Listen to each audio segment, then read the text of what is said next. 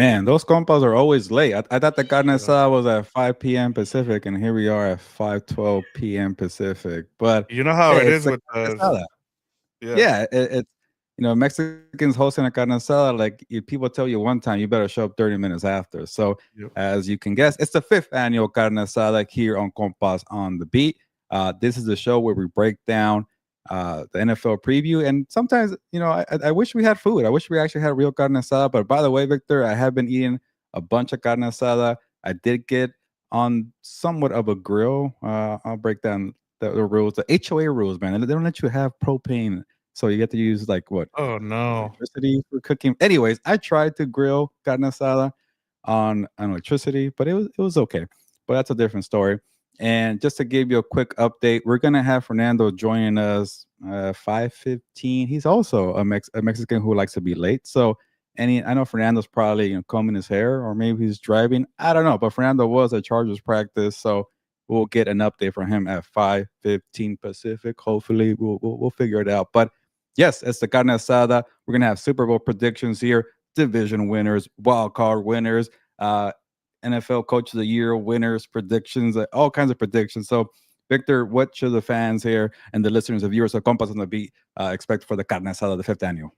Well, we're loaded. We got a lot of predictions going on, as you talked about. We're gonna go over our schedule that we got coming up. We'll have Fernando join us as well as Dan and Dago at some point. So the brothers, the Fernando and Dan and Dago are running a little late, but we have their predictions, so we'll go over all that, and then we'll kind of get into a little bit of some storylines that we missed out on since we've been away for the last couple of days, as you talked about for Labor Day. I got to go to Oklahoma, and I actually found some good Mexican food out there. So I Wow. was actually surprised. Yes, I can't wait to kind of get into that if we get a little bit of time. But outside of that, yeah, we got a lot to get into, Gilbert, and I'm sure a lot of people are either going to be surprised or they're just going to be say, well, some of these predictions are a bit boring because it seems like they're same as last year. So we'll see. We'll get into it. But yeah, we already have a comment on here. We have Tate Jackson. He says Shout so. out Tay Jackson. We'll get the compas on fully together. It's just two right now. We'll get Fernando. And yeah, I should mention Dan and Diego will be joining us. So it's like a slow gathering for the carne asada here. So, but also a quick promo, Victor, because we've had this carne asada for the past week. We had Eric D. Yes. Williams on, Joe Riddy on, Tyler Dragon, Adam Hill, Michael Fabiano. I don't know if I missed anybody, but go check out all the interviews on the channel. Compas on the Beat. And then while you're doing that, yeah, Rob, gee, I know you're stuck with me, but Dan will be here, I want to say, in an hour. I don't know. He likes to be a little late, and Fernando should be here in the next few minutes. So I don't know. I'm just going to stall here, but how about we talk about a little bit of the Micah Parsons trade? Let me know in the Yep. comments what you guys think. How about out of nowhere engagement question of the week. Let me know your thoughts about that one, because I'm still shocked that the Cowboys ended up trading Micah Parsons to the Packers.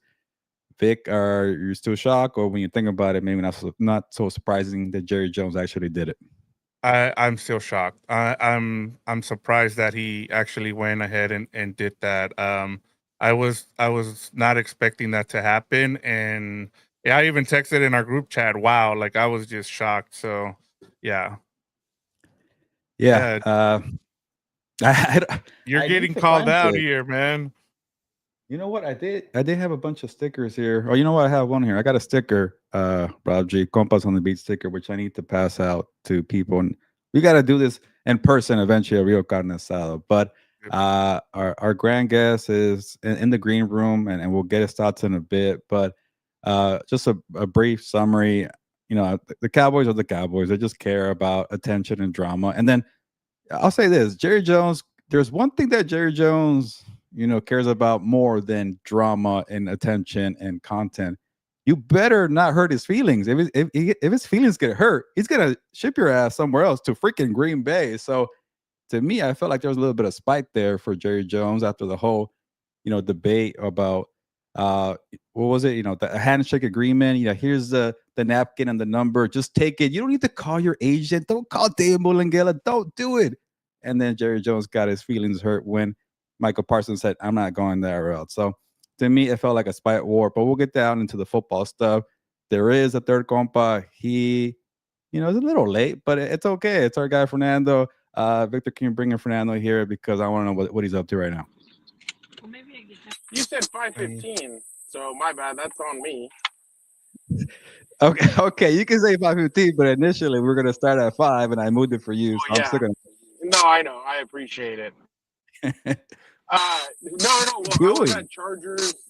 I was at Chargers today because I got told, hey, Keenan Allen, we'll talk to you one-on-one. So I drove up to talk to Keenan. So I have a story coming out probably Thursday about Keenan. He gave me some pretty interesting stuff. I talked to Joe Alt. I'll have a story about him coming out on Thursday. I spoke to the Notre Dame offensive line head coach about him, and so I have some stuff coming out about Joe Alt as well. And then I have a Puna Forward story coming out on the Rams side of things. So, and then I'm talking to Alex Morgan on Sunday. So I'll have something.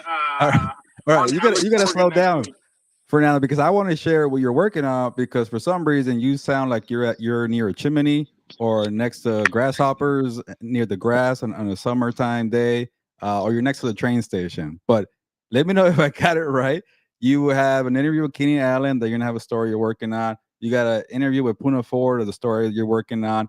I want to say you said Joe Alt, and then one non-Charger was Alex Morgan. I know soccer, women's soccer player. Is that everything, Fernando? Because I want to make sure people got that. So check out Fernando's work at the Sporting Tribune. Seriously though, you got Keenan Allen. That's a big get. I can hear you, but you remember the little. Go ahead. Yeah, I took out the AirPods. Do I sound better now? Perfect. Oh yeah, much better. Okay. Yeah, so I spoke to Keenan. Keenan was great about it. He told Chargers PR, of course Fernando wants to talk to me. He's like, he's not satisfied unless it's one-on-one. I was like, yeah, of course. So obviously I wanted to talk to Keenan, get his thoughts on that. Joe Alt, I'm talking about the move from right tackle back to left tackle. I spoke to his offensive line coach from Notre Dame. He gave me some good stuff about him. And then I have a story about Puna Ford talking about how he wants to be the shrimp added to the gumbo of the Rams defensive line. So, and then Sunday I'm supposedly talking to Alex Morgan after the game. So that'll be pretty interesting after the game, the Wave game on Sunday. So yeah, that's a little bit of what I have in store for the next few days. Very, very versatile you are, Fernando. So definitely check out his work. And I like this comment from Tay here. Enjoy Iceland, Jerry said. For Micah Parsons to go to freaking Green Bay. Yes, that is correct. Enjoy Iceland. But Fernando, how about your thoughts initially? After you're done all these damn interviews, you were so busy. Did you even get a chance to process this Micah Parsons trade? I just thought, what the F is Jerry Jones doing? I mean, you're sending him to a team that just beat your ass 2 years ago in the playoffs. And they beat your ass 2 years ago. You send them. You're still playing them in 4 weeks. It's beyond me what Jerry's doing. And then Jerry's like, oh, this is like the Herschel Walker deal. It's not. It's nothing near it. You're not ready to compete. You have a head coach who, I'm sorry, he's on the hot seat. He's already on the hot seat and he hasn't even taken the damn job. I mean, it's funny. The order there is Jerry talks, Steven talks, and then probably Dak talks, and then Brian is the fourth or fifth guy on that pillar. So yeah, unfortunately for them, I truly believe that Jerry made a huge mistake, and I really don't.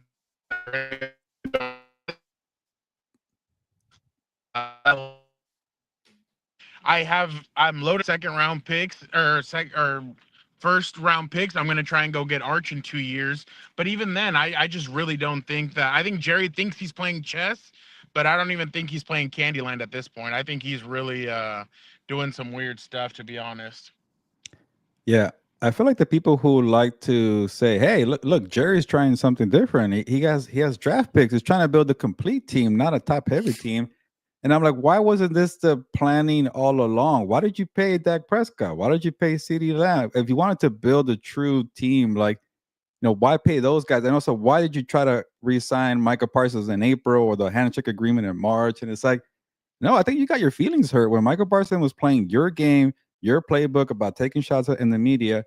You decided to get your feelings hurt. You got mad that Dave and Gale didn't want to give you the number that you supposedly agreed on. So to me, it felt like classic Jerry. And the funny thing is that we've been watching the documentary on Netflix. Like the whole scene about Jimmy Johnson not doing the toast there for Jerry, and then Jerry telling the Cowboys beat reporters, "Where are you guys going? The show's about to start. I'm about to fire his ass." Like that is the guy. That's Jerry Jones. He just he gets in pity wars. He likes to, be spiteful. To me, there was no long term thinking here. Not when Dak Prescott is about to be 32 years old. Not when CeeDee Lamb is 26. These guys don't have no time to waste. And like you hurt your roster for 2025, like plain and simple.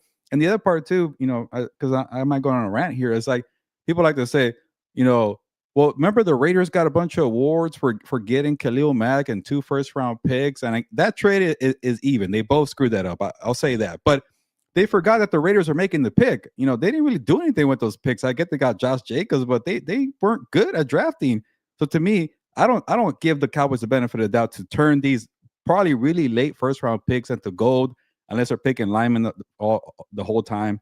I don't know. I just anybody who's trying to defend this trade, I just don't get it. But I've been ranting here. Victor, take it away. I was just gonna say, I think the sticking point too, aside from what you just mentioned about, Jerry Jones having his feelings hurt, is the fact that it sounded like the Cowboys wanted to give him a long-term contract, like 4 to 5 years, and Micah and his agent wanted to do 3 years, which makes a lot of sense for the players. There's a lot of things going on that people don't talk about, like. There's also the CBAs coming up in a couple years, guys. And part of the reason that, and we'll get into it as well in terms of why a lot of people are picking a lot of the same teams, is because they know that the salary cap is going to continue to go up the next 3 years. And so these teams are going to continue to load up, and the richer are going to get richer.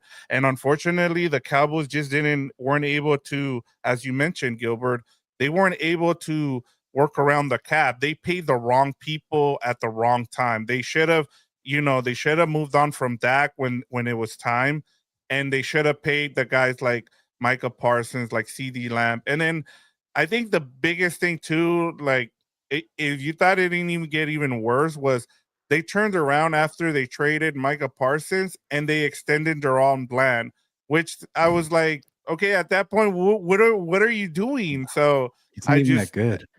Yeah, exactly. Like everybody just looks at those pick sixes that he had in 1 year, and I just don't understand what they're doing, and it's unfortunately, because like you said, watching that documentary, you forget how good that franchise was for that period of time that Jimmy Johnson was running things, and like I forgot that the fact that they were college roommates, and that was the reason why he was in line to be hired in Jimmy Johnson. But just the way things fell apart was all about ego, and unfortunately, like it's gonna end up kind of like what we saw from Al Davis, where it's not this team he's gonna die, and then it's gonna take a few years for that franchise to kind of recover.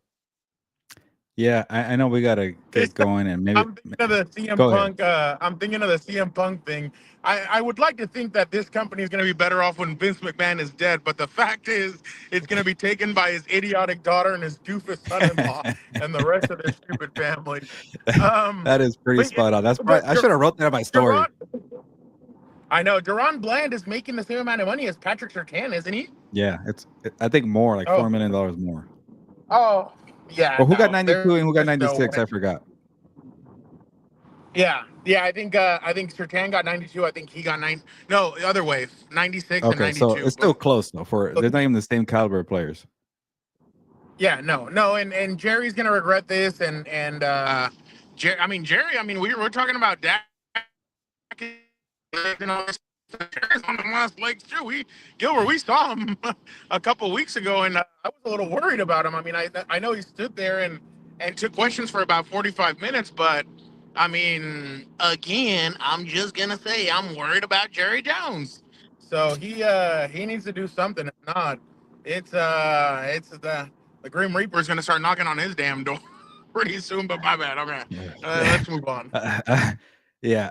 Maybe we'll get to the Packers side when we're doing our picks because I have one bold prediction on the Packers. But Victor, take it away. It is a Carne Asada. We got a bunch of questions to answer here. And again, if you're asking, if you're just joining, Dan and Diego will be here. I gotta be his hype machine because Fernando's driving and he's busy. But yeah, the loudmouth, what is it, coach, Dan and Diego will be here. So eventually, but Victor, ask questions. Fernando and I will answer them, and you will provide your answers as well. But before we get to all that, Gilbert, we still have to let the people know what our lineup is going to be Oh yeah, this actually, season. So let's start off, Gilbert. I'm going to put you back here on the top of the heap here, and let the people know we're going to start off with Lunes Live and how that's going to work with you and Fernando. yeah, a little bit of the similar lineup from last year. A little bit of promo here because we do have a bunch of content coming up. And again, go check out the interviews with Tyler Dragon, Joe Reedy, Eric D. Williams, Michael Fabiano, Adam Hill. We got a bunch of interviews, and shout out to Fernando for getting most of these. This guy was working hard, not just for the interviews that he got in the past week, but he's just booking everything. That's what you do, Fernando. You're a great guest booker there. So go check that out. And then for the NFL season, yes, Lunes Live is returning. It might change, I think, the time. Sometimes it'll be 4 o'clock, sometimes it'll be 3:30. But just before Monday Night Football, depending on how I'm doing with my stories, I'm usually late. And in terms of people being late, that's my part on Mondays. Fernando might be at a practice or two for the Chargers. So 3:30 to 4:30. And then Tuesday, that's when all four of us get together for the four Compas. Could be 5:30. I'm guessing most likely be 5:30 until 7 or whenever Dan and Diego decides to join us. That is Dan's baby. He's gonna be the big star on that show. So still a similar format. And then Wednesday we got What's Up Bolts and House of Horns. Is that correct? Yep. What's Up Bolts, Fernando? We got time, or is it gonna be all over the place? It'll probably be all over no, most likely on Wednesdays. Wednesday nights because obviously Dan has practice and everything. But yeah, mostly Wednesday night. If it's like next week when they play on Monday Night Football, I think it'll be on Thursday. But and then obviously when they have the Thursday night game, it's probably going to be on a Tuesday. So other than that, it should be on Wednesdays every week because Wednesday is when the quarterback speaks. So when the quarterback speaks, everybody likes to talk about it. So I think that's the route that we're going to take. I think it's going to be Wednesdays at like around 6:30. No more Fridays, huh, Fernando? No Fridays. No, God bless Uncle Joe Reedy. Shout out to you. Yes, quarterbacks should always talk on Wednesday. I'm with that. So, and then we have House of Horns, and for the most part, it'll probably be 5 p.m. Pacific on Wednesdays. So, check that out. Maybe it could be a couple of days where we're a little late or a little early, but Wednesday, 5 p.m. Look for House of Horns. That's the Rams preview show on Wednesdays, and obviously we'll have also the recaps on Sundays. I'm assuming both of us, What's Up Bolts and House of Horns, will be after the game. Who knows what time, but most likely every Sunday after the game. And if you're new here by any chance, What's Up Bolts is the Chargers centric podcast. House of Horn is a Rams centric podcast that we like to split up here on Compas on the Beat. Yep. What else we got? And then we got we're still kind of working this one out. We're kind of workshopping it. So yeah, you let the folks know what you got cooking. I was trying to do a lot for Heelberto's hour, and it's like betting, game picks, fantasy football. So I'm gonna maybe split it in half here, where Heelberto's fantasy football hour. I'm still working on the name, by the way. Maybe it might be more TikTok. I do a lot of my fantasy football stuff on TikTok at gmanzano24, but I want to try to combine it with the Compas on the Beat TikTok at Compas on the Beat. I think that is. So look out for that on Thursdays. We'll give more details on that one. And then I might do the game picks, not live, more, prepared, more research. That's probably where we're going to head for right now. And I'm also working on the name, but Game Week with the Compas, Victor will help me out with that one. So pretty much a bunch of picks for the week. So look out for that. For Thursdays, game picks, fantasy football. If you're like, hey, where the hell is all the content? Heelberto, let me know, and I will let you guys know where to find it. But yeah, TikTok for fantasy football, most likely. Maybe we'll try YouTube. We'll figure that out. And then for the game picks, check out Compas on the Beat audio, Compas on the Beat YouTube, and we'll give you a bunch of picks right there. But yeah, shout out to the audio. Always check out the audio. What's Up Bolts does well on the audio.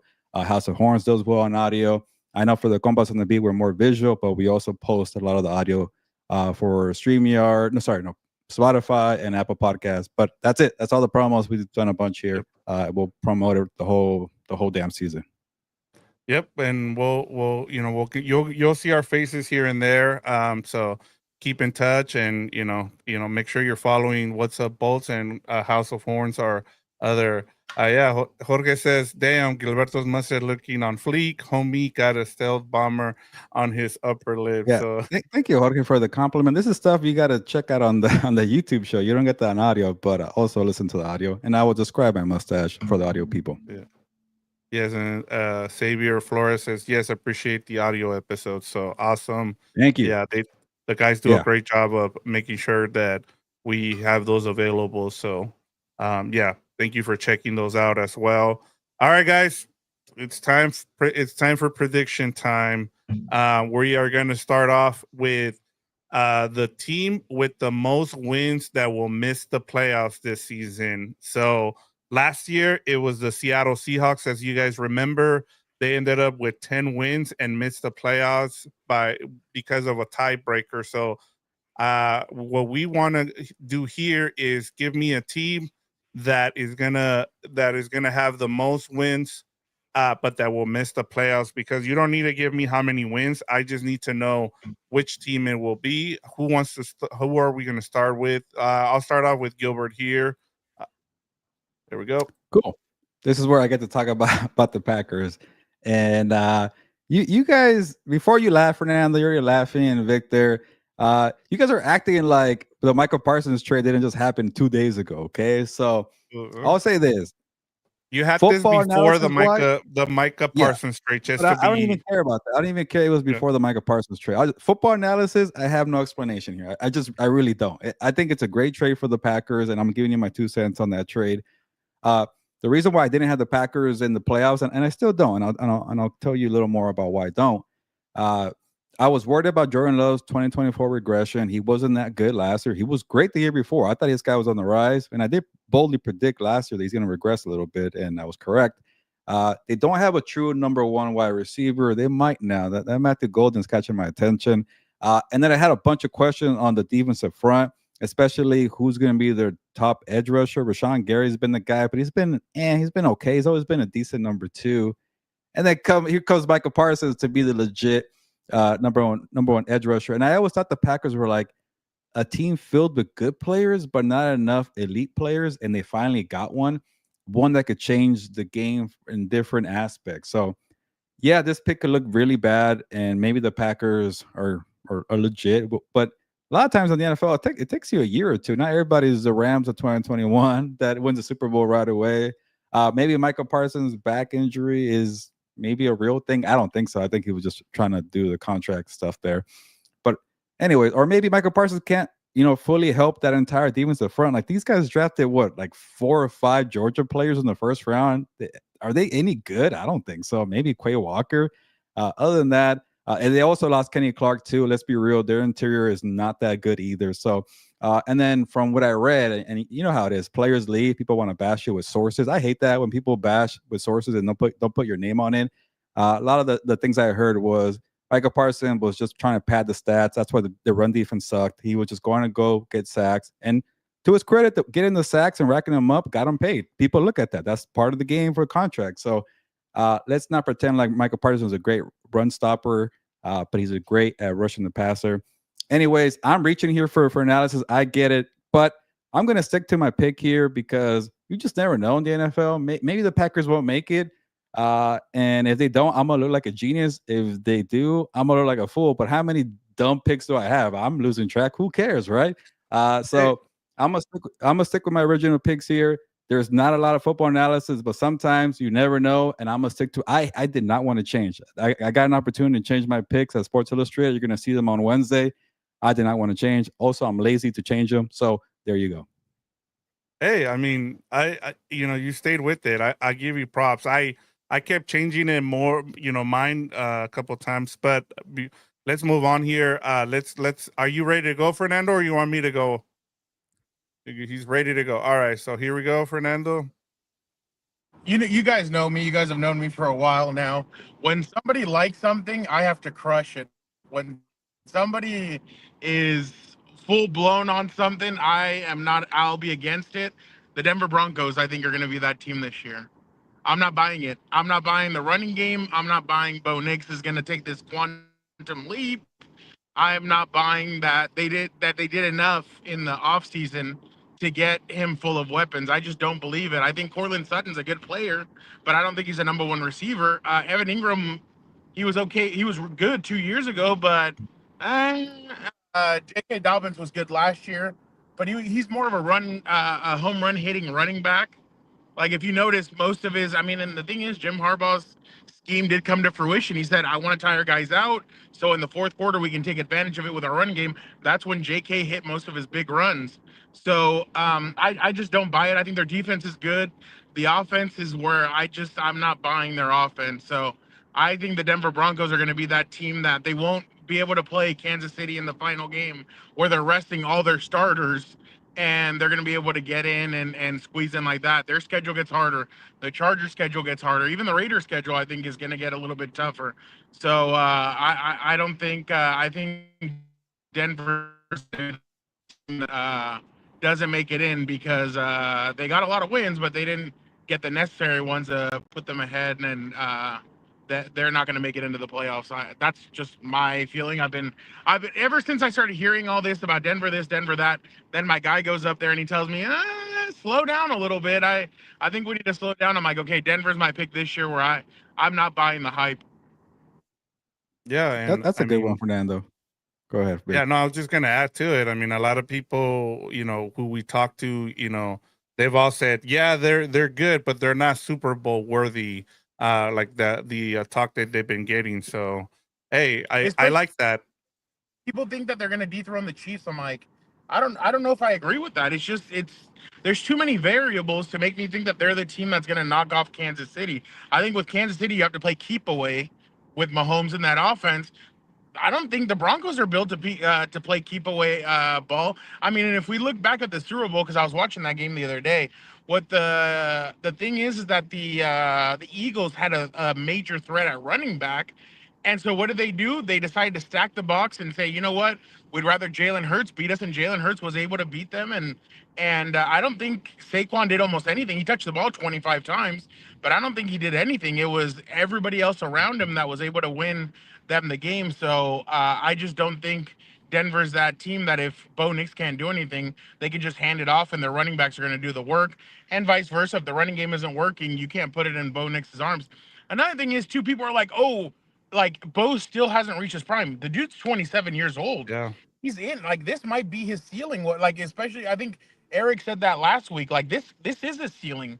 This could be it. Like, there might not be another level to get to this because of how long he played college football. So I'm leaning more on that side than I am of the. We still haven't seen the best of Bo Nix yet, and not everybody's going to be. Not every quarterback that Sean Payton works with is going to be the next Drew Brees. So I mean, Bo is good, but I just don't know if he can take that next level like people are hoping and praying he does, especially all the people, all of our colleagues.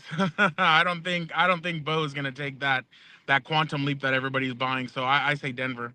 Yeah, and I mean a lot of it is coming from Sean Payne, so I understand. So everybody in the comments, please let us know who you guys think is going to be the team with the most wins that will miss the playoffs. Jorge said he first said Rams, and then he kind of changed it to just kidding, real talk, the Seahawks. So let us know. Let us know who you guys have. What was that? Well, I know you were getting ready to say something about the Broncos, but then I just want to hear your. Well, let me know if my Wi-Fi is doing well because it's been lagging on my end. Good? No, you're good. Yes, you're good. Okay. You know who the Broncos remind me of? The 2024 Packers. Like the Packers were like always like there, but they couldn't beat the Eagles, they couldn't beat the Vikings, they couldn't beat the Lions. They're 0-6 against those teams, but like I don't know where they got 10 wins, 11 wins. They made the 7th seed. They lost to the Eagles, and like the Broncos have a lot of good players, but not is there one elite player besides Sertan? I guess that's the only one there. But Sertan's not like Micah Parsons where he could really impact the game. The thing with Sertan is people are trying to get you out of the game. They don't even throw your way. You can't even make an impact if you're not involved. Micah could find that way. So to me, they don't have an edge rusher that could do that. I don't know if they have a linebacker that could do that. Can Dre Greenlaw stay healthy? Can Ufanga stay healthy? They're loaded with depth. They have a lot of good players, but to me, they need more special players, especially at wide receiver. I know they got rid of Vele to the Saints. They have a lot of depth at wide receiver, but besides Sutton, who's a very good number 2, he's not a number 1 to me. And then also, can RJ Harvey be the guy? When they brought in J.K. Dobbins, I'm like, is RJ Harvey not coming along the way that they thought he's going to come along? So that was a red flag to me. So to me, I think you're going to be wrong, Fernando, but you're definitely spot on making this your pick because they seem like they could be, I wouldn't even say boom or bust. Like that, they could definitely be a bust team, and then with a very good floor, if that makes sense. Like you don't have a high ceiling, but you have a good floor being a wild card team, and I think they'll get there because they're very balanced. But they're not a scary team. They're not a Super Bowl team. So I do like the pick from that standpoint, Fernando. Yeah, honestly, like out of the 4 picks, I think this one was the one. I think that's the way we should kind of do these picks. Is kind of we'll go through ours, and then the one I think that we kind of want to make a case for, we should do that. I'll keep it short here. We'll go with Dan here. Dan had the Pittsburgh Steelers. I can see why as well. They've been they've been in that 9 to 10 range, so that's a good pick. And I think he also has them as one of his wins teams, so that makes sense. And then I'll keep mine short. I went with the Detroit Lions. You lose your 2 coordinators there. You have the second hardest schedule in the NFL. Was Goff a creation that Ben Johnson is he going to be as good without Ben Johnson? And then I still have questions with that defense. Have they upgraded? And so there's and I just feel like it's a hard schedule. Like I was remembering, I think when you guys were interviewing Uncle Joe, he brought up the fact that they're going up against, I think it's the NFC East, and I think I forget, it's the NFC East and the AFC East or something like that. Like they're facing a bunch of tough. No, I think it's the NFC East and the AFC North, and which is a really tough schedule. So yeah, it's the second hardest schedule. So I think they get Aaron close Rodgers enough. goes back against the North, baby. I can't wait. Yeah, so we'll see what happens. All right, guys, moving on. The trendy pick that you're fading. I'll start off with Gilbert again. Yeah, I got 2 because I couldn't really. I love this. We go with 2. And maybe I'll get 3 because I don't like the Lions pick, Victor. People make a big deal about their schedule, but like, why can't they be viewed like the Bills and the Ravens, the Chiefs? They all have hard schedules, but nobody cares. But we don't respect the Lions. Anyways, let's go with my pick here. The Bengals having a good enough offense. Yeah, I've heard of that. Like the last 3 years, this team hasn't made the playoffs in 2 years. They beat the Chiefs in 2018. Who cares? Like it's 2025. What have they done defensively? That one's pretty simple, straightforward. Good offense, not enough to make the playoffs. To me, I'd rather have the Broncos because they're a little more balanced on both sides of the football. And then the 49ers will beat up on the Cupcakes. Again, more schedule talk. Like, yeah, we're all assuming schedules are hard or schedules are easy. Yeah, watch the Seahawks beat them in week 1. But they're going to cruise to 10, 11 wins. I'm not buying that. I'm fading the Bengals and the 49ers. All right. And then Fernando, we talked about the Cowboys making the playoffs. And like I said, we did this before the whole Micah Parsons, and shout out to you for keeping it there. But this is before they were getting. He added it after. Yeah. No, what? No, that you added Cowboys making the playoffs. No, he had this before the Micah Parsons trade. Oh yeah, no, this is before the playoffs. I don't think Dallas is going to be good. I think this is going to be the year that they really implode. I think a lot of people had them as their pick, like, oh, this team's going to make the playoffs. I just don't see it. Gilbert, you were you actually weren't there that day, but I was there the day that they went practice with the Rams. The Rams were able to run them. Was able to run the football. Jimmy G looked good. No hospital balls against that defense. So they look good. And Trayvon Diggs, you can tell me whatever you want. Trayvon Diggs is not going to add 4 or 5 more wins to this to make them a playoff team. So I'm just not buying that. And then they already said he's 75% or 80%. So you look at their offense, I think George and Lamb are going to be good, but who's running the football?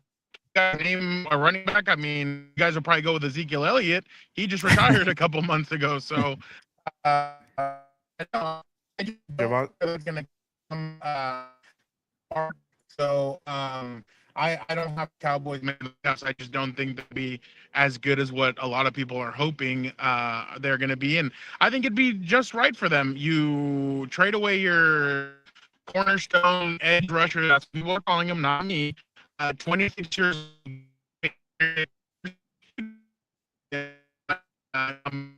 So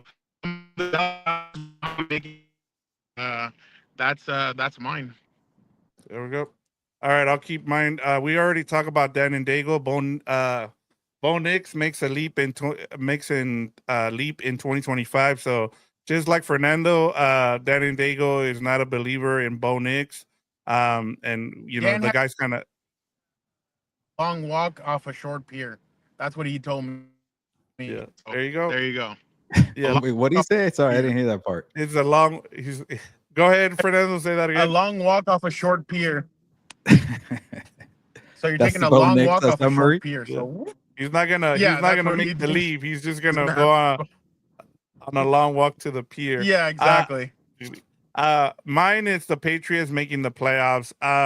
If you know, I just saw another stat. Last year's draft class from the Patriots only has Drake May. The last draft class under Bill Belichick, they're all gone, I think, except for one player. Or Bill. And so you pretty much have turned over this roster, and you're telling me that, you know, talking about schedules, you're telling me that they're gonna, you know, after what we saw from Bill Belichick yesterday, where he had 70 new players and they got, you know, boat race, that Mike Brable is gonna just be able to have his players ready to go. Like he will. Unfortunately, you still need the talent. You're asking a lot of Drake May. You're asking him to make that leap into that Jaden Daniels, and it's hard for me to see that. Like, yes, they have an easier schedule, but as Gilbert pointed out too, like a lot of these teams will know how good they are 4 weeks in, and I just think that Mike Brable is gonna, you know, turn things around with the Patriots. I just think it's gonna take him a little bit of time. It's just hard to do it when you're making that big of a change.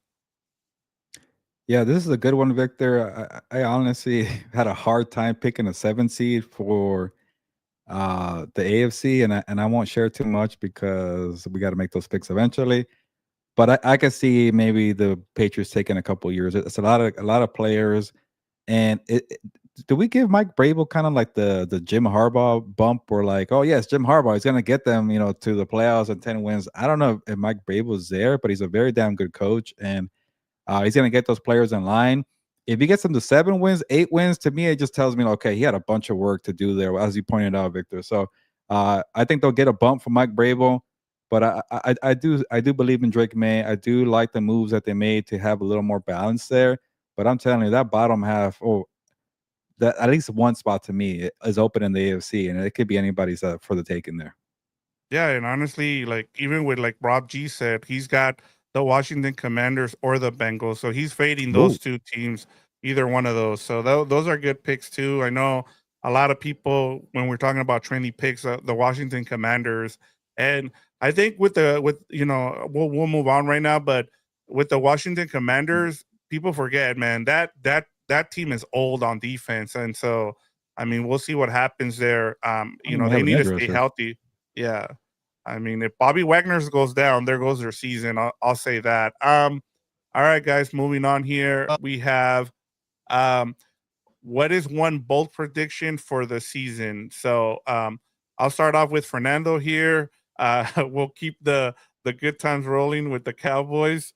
Here you go, Fernando. ¿Otra vez? Oh, Yeah, I guess I had them both times. Dang. Yeah, Cowboys will finish last in the NFC East. I think the Giants are going to be better than what people think they're going to be. I think the Commanders are going to take a step back, Gilbert. I know you don't like hearing that. I just don't like their running back situation.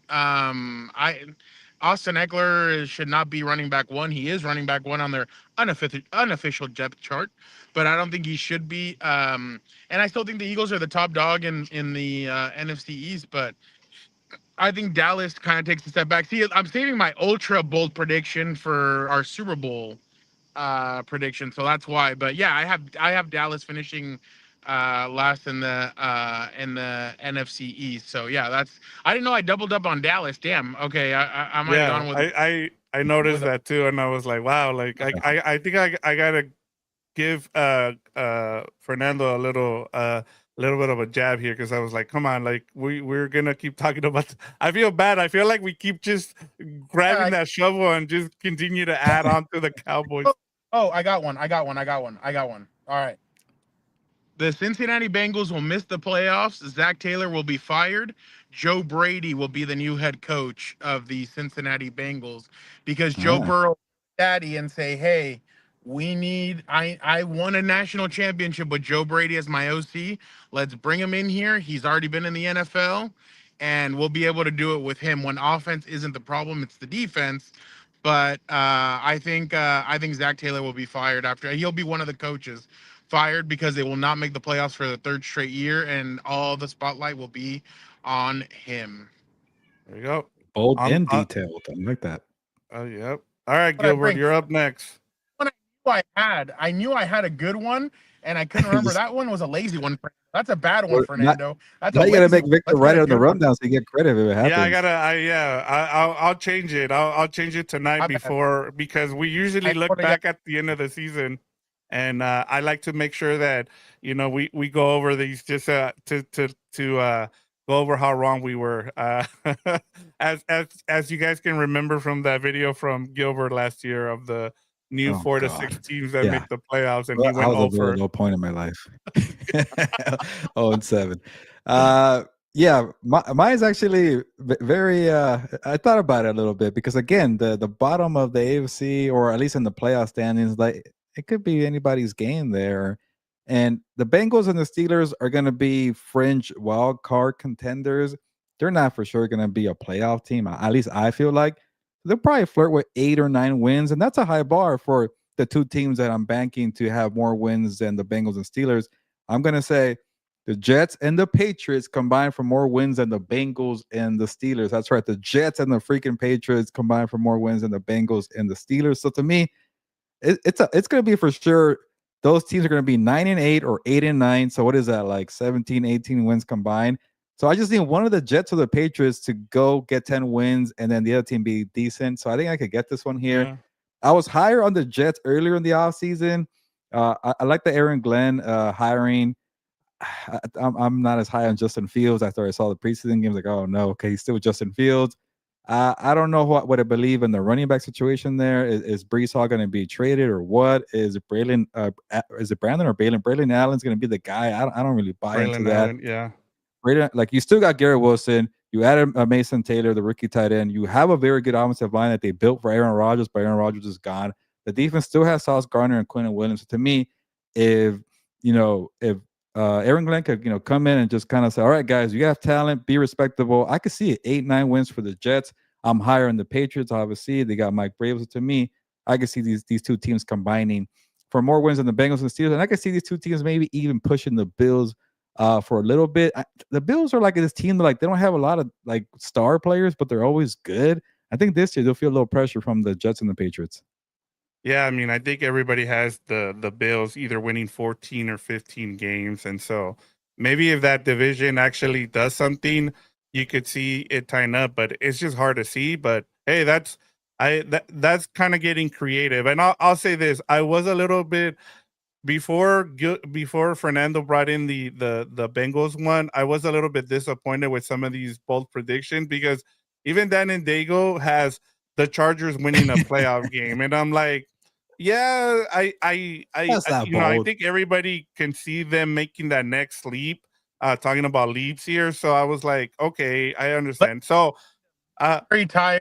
Hasn't been in his right mind as of late. yes, So I think that's no, why. I know. I'm just But giving he's him a hard also a time. heartbroken Chargers fan. So to him, a playoff Yes, win is actually very hard yes, to get. So yeah, maybe. and it's been a while. So hey, I get it. You know, especially if you get Herbert and it finally lets people, stop talking about Herbert and him not having a playoff win. So Sure, you know totally, what? When we bring him in, if we ask him, he'll probably yeah, give us a one. It's just when you haven't put it on paper, he's like, yes, I think when you get him off the cuff, he'll give you Yeah. a one.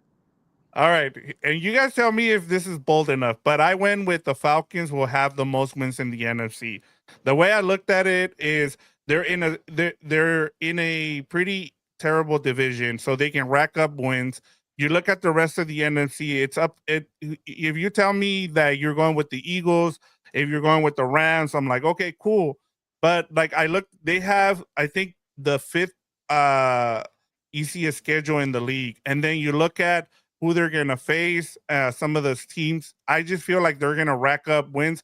I'm not saying they're going to win the Super Bowl, but in terms of, I just think that they're going to rack up a bunch of wins and they're going to end up with the most wins while the rest of the conference beats up on each other.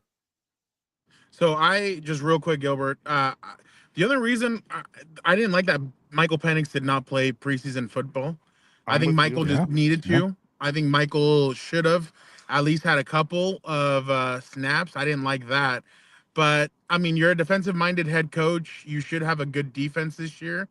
So yeah, I don't think it's far fetched. And then those two edge rushers, the rookies, you spent a lot of draft capital on both of them. So those guys better come out and show out. So I honestly, this is pretty bold. So kudos to you for that one because I didn't have the Falcons.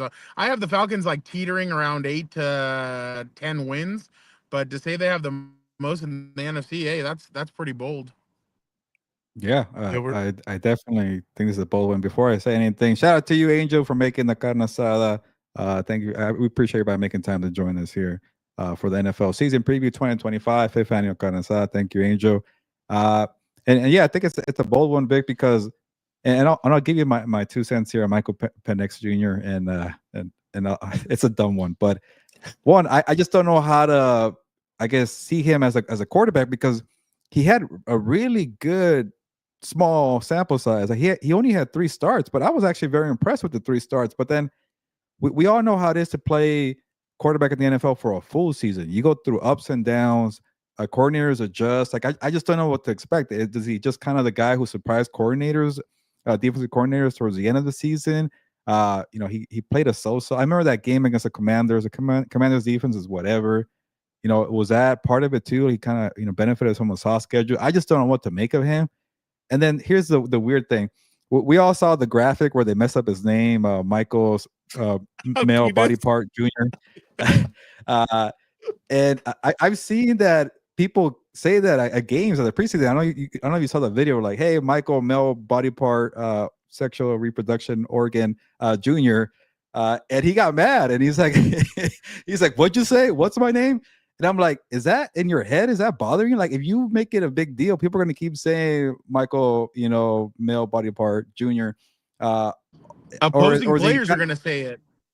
Yeah, or just like a guy who's like, remember he had the other video where he got into a fight at the joint practice and he's like, I'm from Tampa, which I'm like, I get you're from Tampa, and maybe Tampa is a tough city. I really don't know. I'm not even joking here. I just don't know.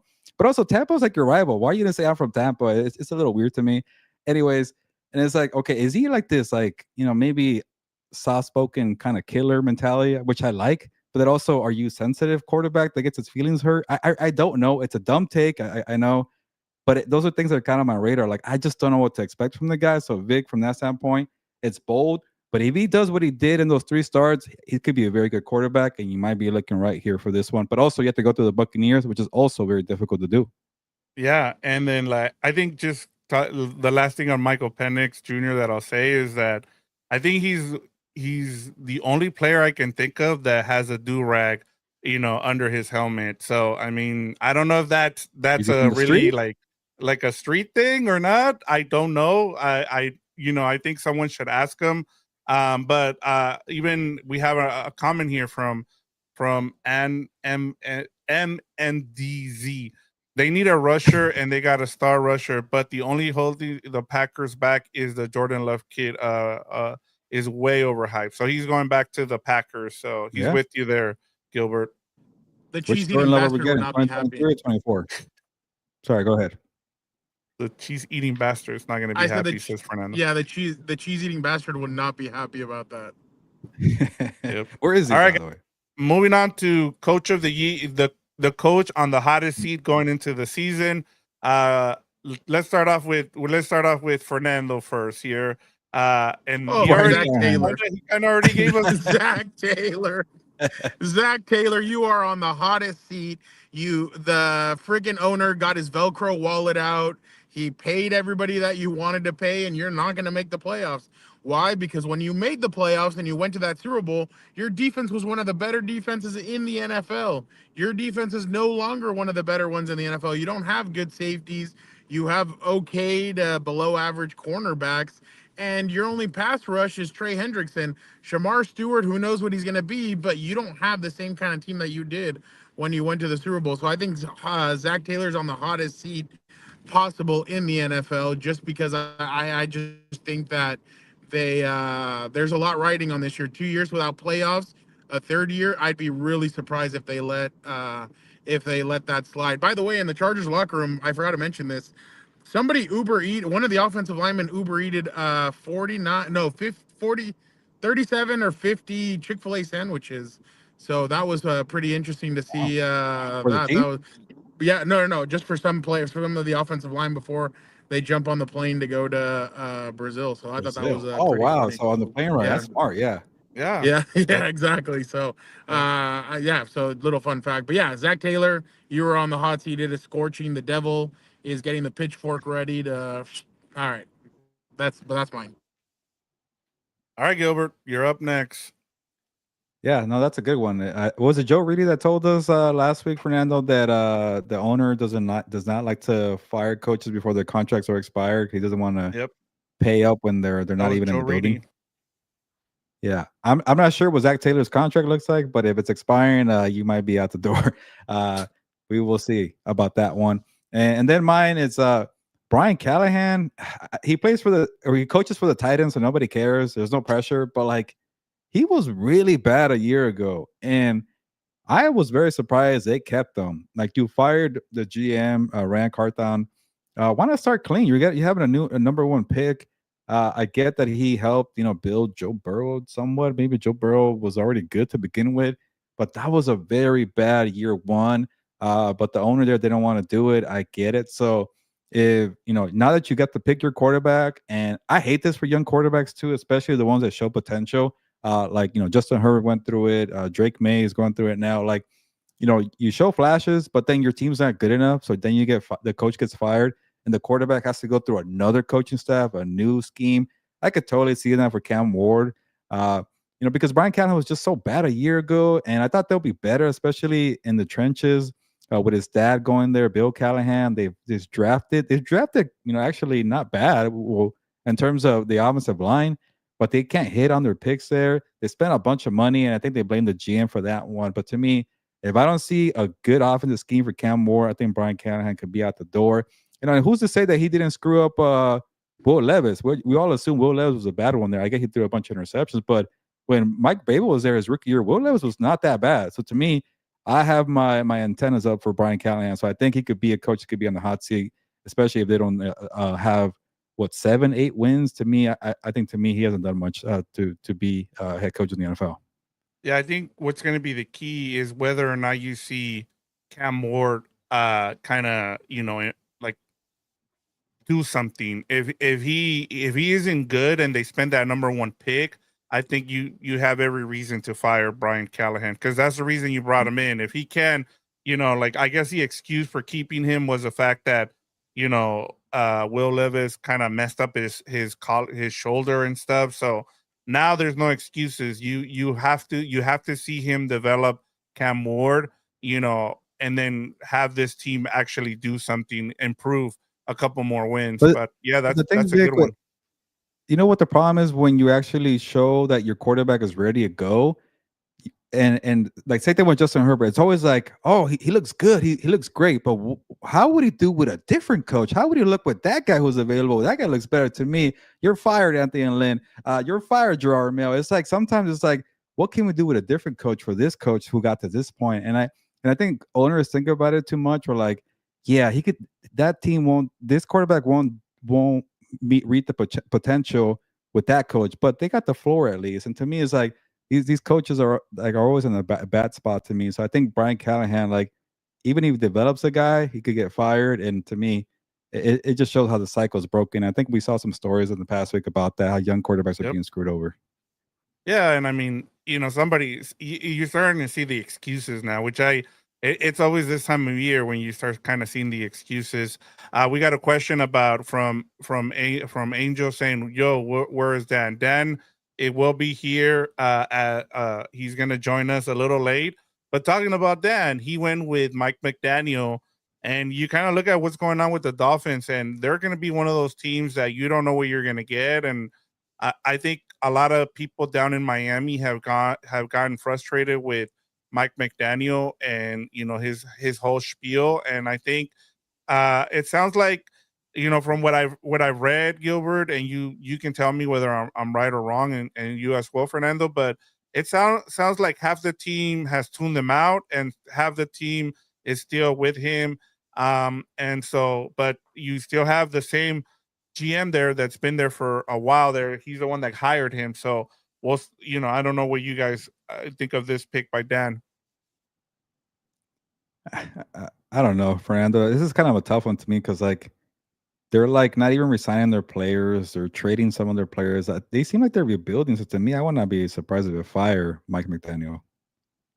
No, I agree with you. I think with what Jalen Ramsey said, and then you let go of Fig Fangio. Fig Fangio goes up to Philly, and they win the Super Bowl. Well, what was the problem then? And you bring it back, Minka Fitzpatrick, Tyreek Hill. Did you guys see he didn't even get voted a captain? Like, Yeah. that's telling you a lot. And then Tua, and you can tell Tua and him are very disconnected when it comes to what he said. He's like, well, he hasn't earned our trust, which I commend Tua. Any other quarterback would have been like, no, it's fine. We're in a good spot. Like, even after the whole Antonio Brown thing happened, Tom Brady was still like positive about Antonio Brown. And Tua decided to man up and be like, no, it's not all right. Like, he still has a long way to go because this man trashed our team. And I think that's kind of a way of Tua showing leadership. So I thought that was smart. But I actually agree with Dan. I think Mike McDaniel's on one of the hottest seats. I originally had Callahan, or what's his name, from Brian Schottenheimer, but I was like, no, I'm going to Dallas Cowboys centric.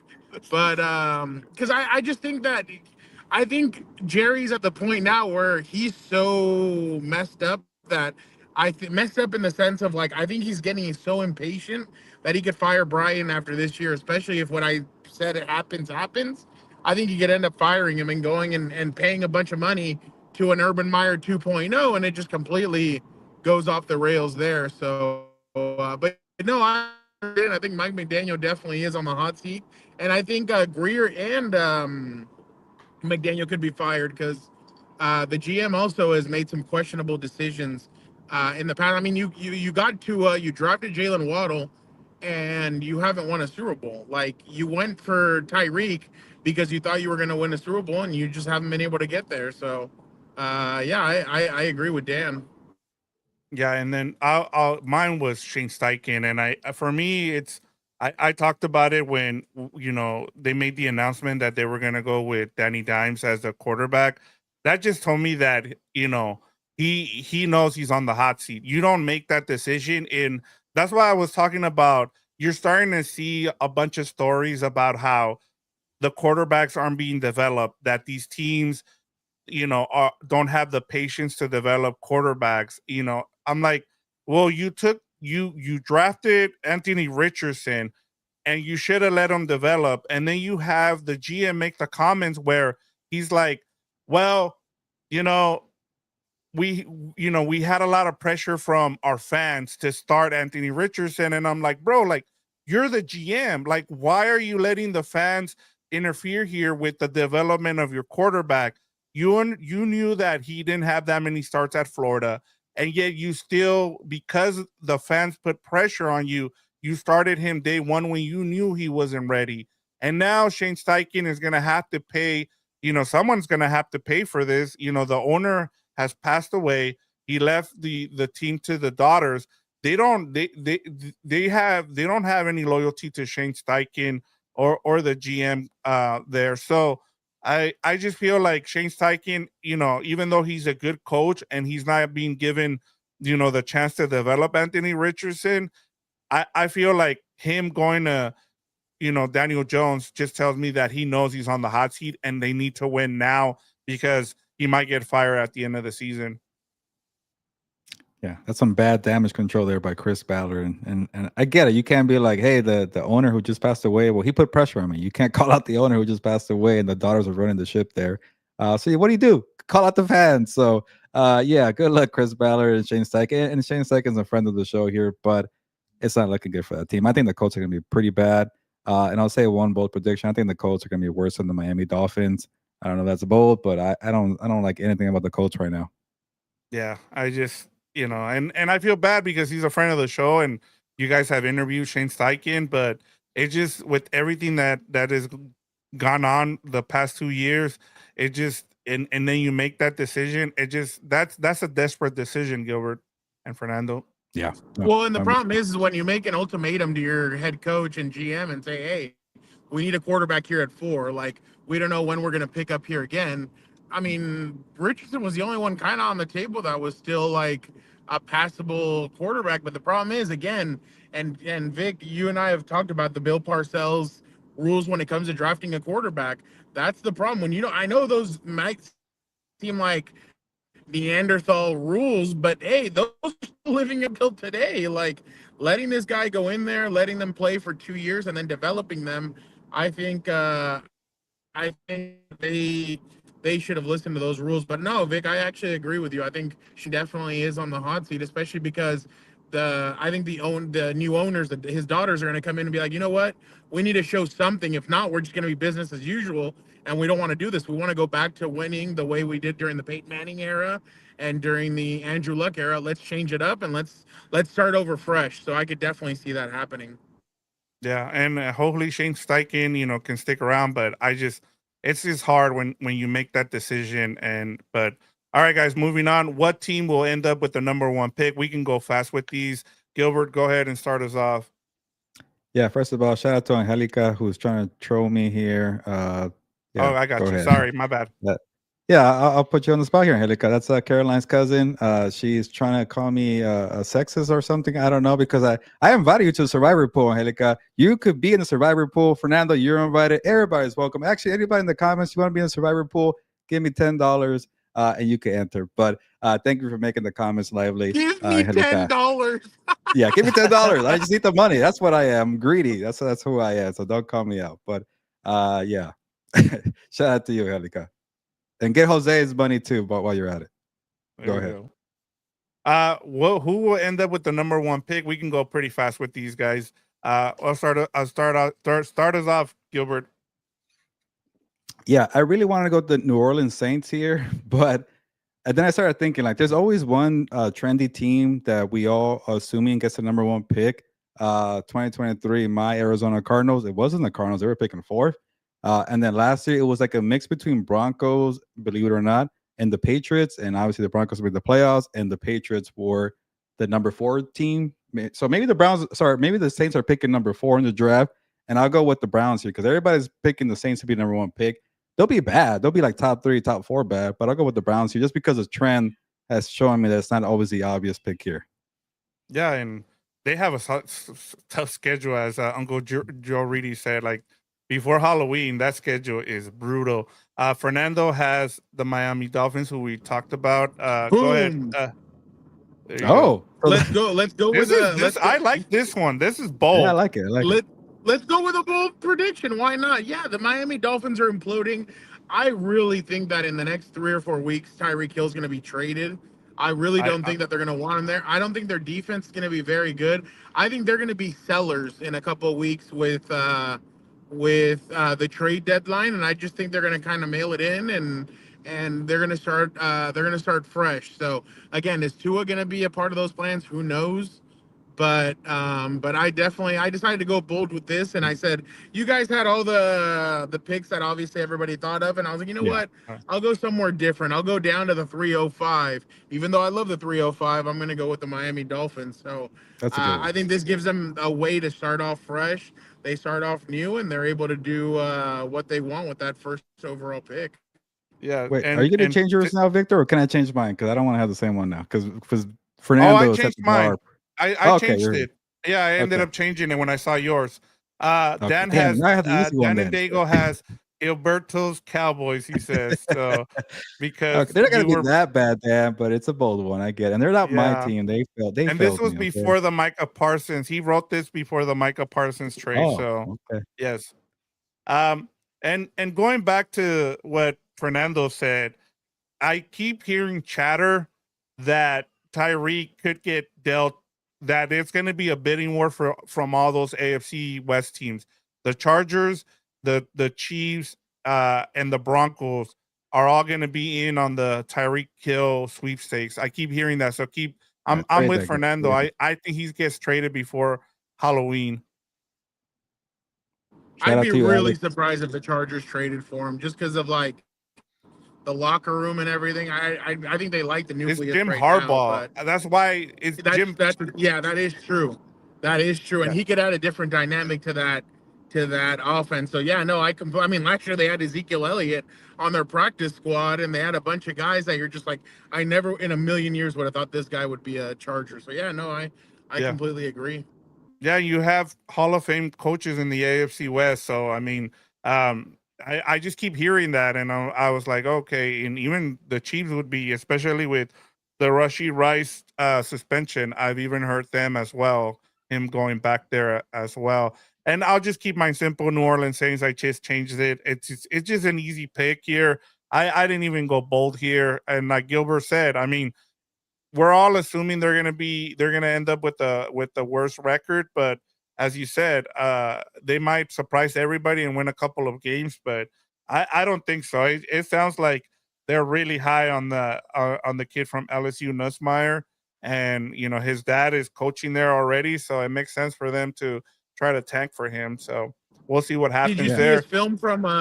Did you see that play from Saturday or Sunday? I can't remember what day he played. I was gonna say he changed the play. He changed the play completely. Went up to the line of scrimmage, started doing all this stuff. I'm like, yeah, that kid's New Orleans bound. Don't even move your bags. You're moving with daddy. You're moving in with daddy. Yeah, that's why Spencer Rattler got the start, so he could tank for the kid there. And I gotta learn how to say his name, but yeah, I saw that play, Fernando. And Shuck is gonna be on a different team next year. Oh yeah, who is Shuck? Shuck. Yeah. Tyler Shuck, yeah. And real quick, this is probably the perfect spot to mention it. I did watch Texas, Ohio State. Yeah, Arch Manning stay in college football. And I'm not trying to, bring down the kid. Everybody was trying to attack him, but like he only had like 3 or 4 starts, and I see why now. Why he's not ready, and why the Manning said you got to stay a little longer. If he stays, who knows? Maybe he does better throughout the whole season. But in terms of being a pocket quarterback and reading defenses, he's not there yet, but he is very mobile. He could throw on the run. You could see the potential for sure. There were some great throws there that I'm like, okay, guys can't do, like, those are not everyday throws. Like you guys can't do that. Like you're born with that talent, and he has it. I didn't like the play calling either. That's the other thing too. He was a little nervous too, some missed throws. But once he figures out what's he's seeing out there, and also you're not playing Ohio State at the freaking at the Buckeyes house every single week. So let's give the guy some credit. I saw some potential there, but to me, it's maybe a little too soon as of now to be a #1 pick at least, right? Gilbert and Vic, worst performance of the weekend, Bill Belichick or Arch Manning? No, there were so many, if I'm being completely honest. I'm with Bill. Man. That was embarrassing. No, but between those two, Arch Manning or between those two, Bill Belichick. Yeah, Bill Belichick. That was atrocious. Did you guys see the press conference with the balloons? What the hell was that about? It looked like a baby reveal or a baby shower. Yeah, that was definitely that was a baby Team shower. Jordan. Team Like, are they? Jordan. Yeah. Is That's Jordan what announcing that's that what they're you gonna get have a when you son? hire the PR firm of that's what you do when you hire the PR of Jordan Belichick. That's what all those balloons and everything. That's what you get. It's a boy, Gilbert. The Yeah, boy. exactly. I'm like, what the hell was that? And then having to do the press conference after you got blown out and you gave up 48 points and had the stupid balloon arch around you. I'm like, I would have popped that thing if I was Bill Belichick. Yeah, it was pretty bad. All right, guys. Now we get to the big stuff. Now this is the nitty gritty of our predictions. All right, guys. One team most likely to go from last to first. Now this has nothing to do with your picks, so don't worry. This just if one team is gonna go from last to first, what team is most likely to? So I'm gonna start with Fernando here. Here we go, Fernando. What did I have? Oh yeah, the 49ers. I went easy. I mean, there's nothing much more I can say. I went with the 49ers. I can see a scenario where they do it. I just don't know what receivers they have. I can see the 49ers trying to go for Tyreek Hill because they don't have any receivers and they see that easy schedule. But yeah, I went with the 49ers. I think Matthew Stafford's back is definitely an issue. I think the Seahawks defense is going to be better, but can Sam Darnold lead them to victory? That's going to be a question mark. And then Gilbert's Cardinals worry me a little bit, Oh, I know why. The yeah, I'm gonna quarterback. go. Oh, I'm gonna go that route. But hey, I'm getting home, so I'll jump on my computer, and that way we're all good to go. So I'm getting home. Thank you guys for lasting an hour and 15 with me being in the car, and I'm getting home, so I'll jump on All in right. a All couple right, sounds minutes. good. All All right. right. All right, Gilbert. Let's Yeah. focus back on. I think we're gonna have we're gonna let Fernando go for now, and then Yeah. we'll talk We could about do what this. you've been doing. We could share Fernando and Dan's picks. That way we're moving along here. Okay. And yeah, let's keep doing what we're doing. And let's see. You gotta. There you There we go. go. There we go. And I see the comment here from Angelica. Shout out to Jose. I don't think Jose is a big Dan and Dago fan. It might be a Heelberto fan. So Oh, there I'm we gonna go. just assume that's the case there. So shout out to you, Jose. Hello to Angelica and Jose. Thank you for watching. We appreciate the support. And yes, one team most likely to go from last to first. And Victor, this is where like I was trying to take some credit and you weren't trying to give it to me because I didn't have, and it didn't even happen anyways. We thought it was going to happen, but the Commanders being from last to first, and I didn't have them in the playoffs, I but they didn't were my word it pick for right, this. so that was Yeah. my fault, Gilbert. Last year, that's why Yeah. I changed it this year, and I said one team most likely to go Okay. from last Okay. to first. Yes. Yeah, because also like I don't see one, and I don't think I have one in my Yeah. playoff picks here. But if there is one, and then I also asked do the Panthers count, and they got the They finished tiebreaker over the third. Saints, Yeah. so it doesn't count. They had the same records. Okay, I couldn't get that one, so I couldn't get one that a team that I predicted to make the playoffs. So I went with the Giants here because yeah, if I'm the guy that keeps talking crap about the schedules, then I can't be like, oh, the schedule's too tough for the Giants here. So I'm gonna put my money where my mouth is and say, okay, the schedule won't be a problem for the Giants. It's just very difficult though to beat the Commanders and beat the Eagles and jump ahead. But I just Now, like the team. I'll give you this, Gilbert. I'll give you this. Outside of that, too, Gilbert, and I think this was part of my process as well with the NFC East is that they've had a different champion winning that division for the last 20 years. It's changed every year, so I could see it happening, and especially with that defense. Okay, I feel even better now. And yeah, Yeah. it's the defense that's doing it for me. You know, Brian Dable, I don't know what to think of him, and I like to compare Brian Dable to early year Kyle Shanahan with the 49ers. Remember they couldn't really make it to the playoffs. They had a bunch of injuries, but for whatever reason, not whatever reason, I know the reason. The York family, they're wanting to keep Shanahan because they could tell this guy is an offensive genius. Like, we're not gonna give up on this guy because we haven't made the playoffs the first couple of years. And the thing with Brian Dable, he also made the playoffs his first year. We just forgot about it. He made Daniel Jones decent for a year. That's on them. I'm blaming Brian Dable too, not just a GM, a Joe Shane. I'm not just blaming John Morrow. You guys decided to resign Daniel Jones, and I think collectively they took the L on there. And if they're treating this as okay, let's rebuild. What do you got on the young quarterback? And remember, I was talking about where if you build the quarterback, good enough, you might lose your job because there's a better candidate, a coaching candidate out there to say, I could take that guy to a different level. I think Brian Dable's earned enough respect if he's able to develop Jackson Dart enough where the owner is saying, I believe in your offensive prowess, your offensive genius. You could take this guy to the next level. He sticks around. Even if it don't, this is a whole different point. Even if the Giants don't make the playoffs and Jackson Dart looks like he's a guy, I bet Brian Dable sticks around for 30 in a row without making the playoffs. But the point is, I like Jackson Dart. I even like what I saw from Russell Wilson. Russell Wilson's very roller coastery. He's up and down, but you got Malik Neighbors to make life easier. We'll see if Cam Scatterbo is able to help out Tyrone Tracy Jr. Can Andrew Thomas Jr. stay healthy? There's a lot of question marks, but for me, I just like the good vibes from what I saw in the preseason with this team here. Yeah, and another thing too that I was really impressed with the Giants is that it didn't matter the quarterback that was in there during preseason, and I get it, it's preseason. Yeah, but they were running the offense. They were running Brian Dable's offense. So whether it was Russell Wilson and Jackson Dart, now my biggest thing for this team, if it's going to happen for you here in your prediction, is whether or not, like, how early can you go into Jackson Dart, and how much of a leash do you give Russell Wilson, and how desperate do you get if you're Brian Dable is like, okay, I know what I have in Jackson Dart, but I also want to win games. And so I think that's going to be the thing. I feel like Jackson Dart, I think when we look at it, is going to be the best quarterback from this quarterback class. It just seems like it from what I've seen. I could be wrong, and I'll talk about Cam Ward later on, but I just think that that pressure in New York, as we just talked about with the Colts, it'll be interesting and to see how soon the leash is, where Brian Dable's like, you know what, I want to give this kid a chance. Yeah, and I'm always going to go back to what Eric said because it's kind of in the back of my mind. And Brian Smith's on the show. Shout out to you, Brian, for giving us a comment. I think Brian Smith's a Rams fan, right, Vic? Yes. What if Jackson Dart becomes a guy and then Matthew Stafford retires and it's like, oh, you could have had that guy because you traded your pick and you moved down. But Terrence Ferguson looks like he could be a player, but he's not a quarterback. And yeah, that could be a connection we're going to be pointing to in a couple of years. Yep.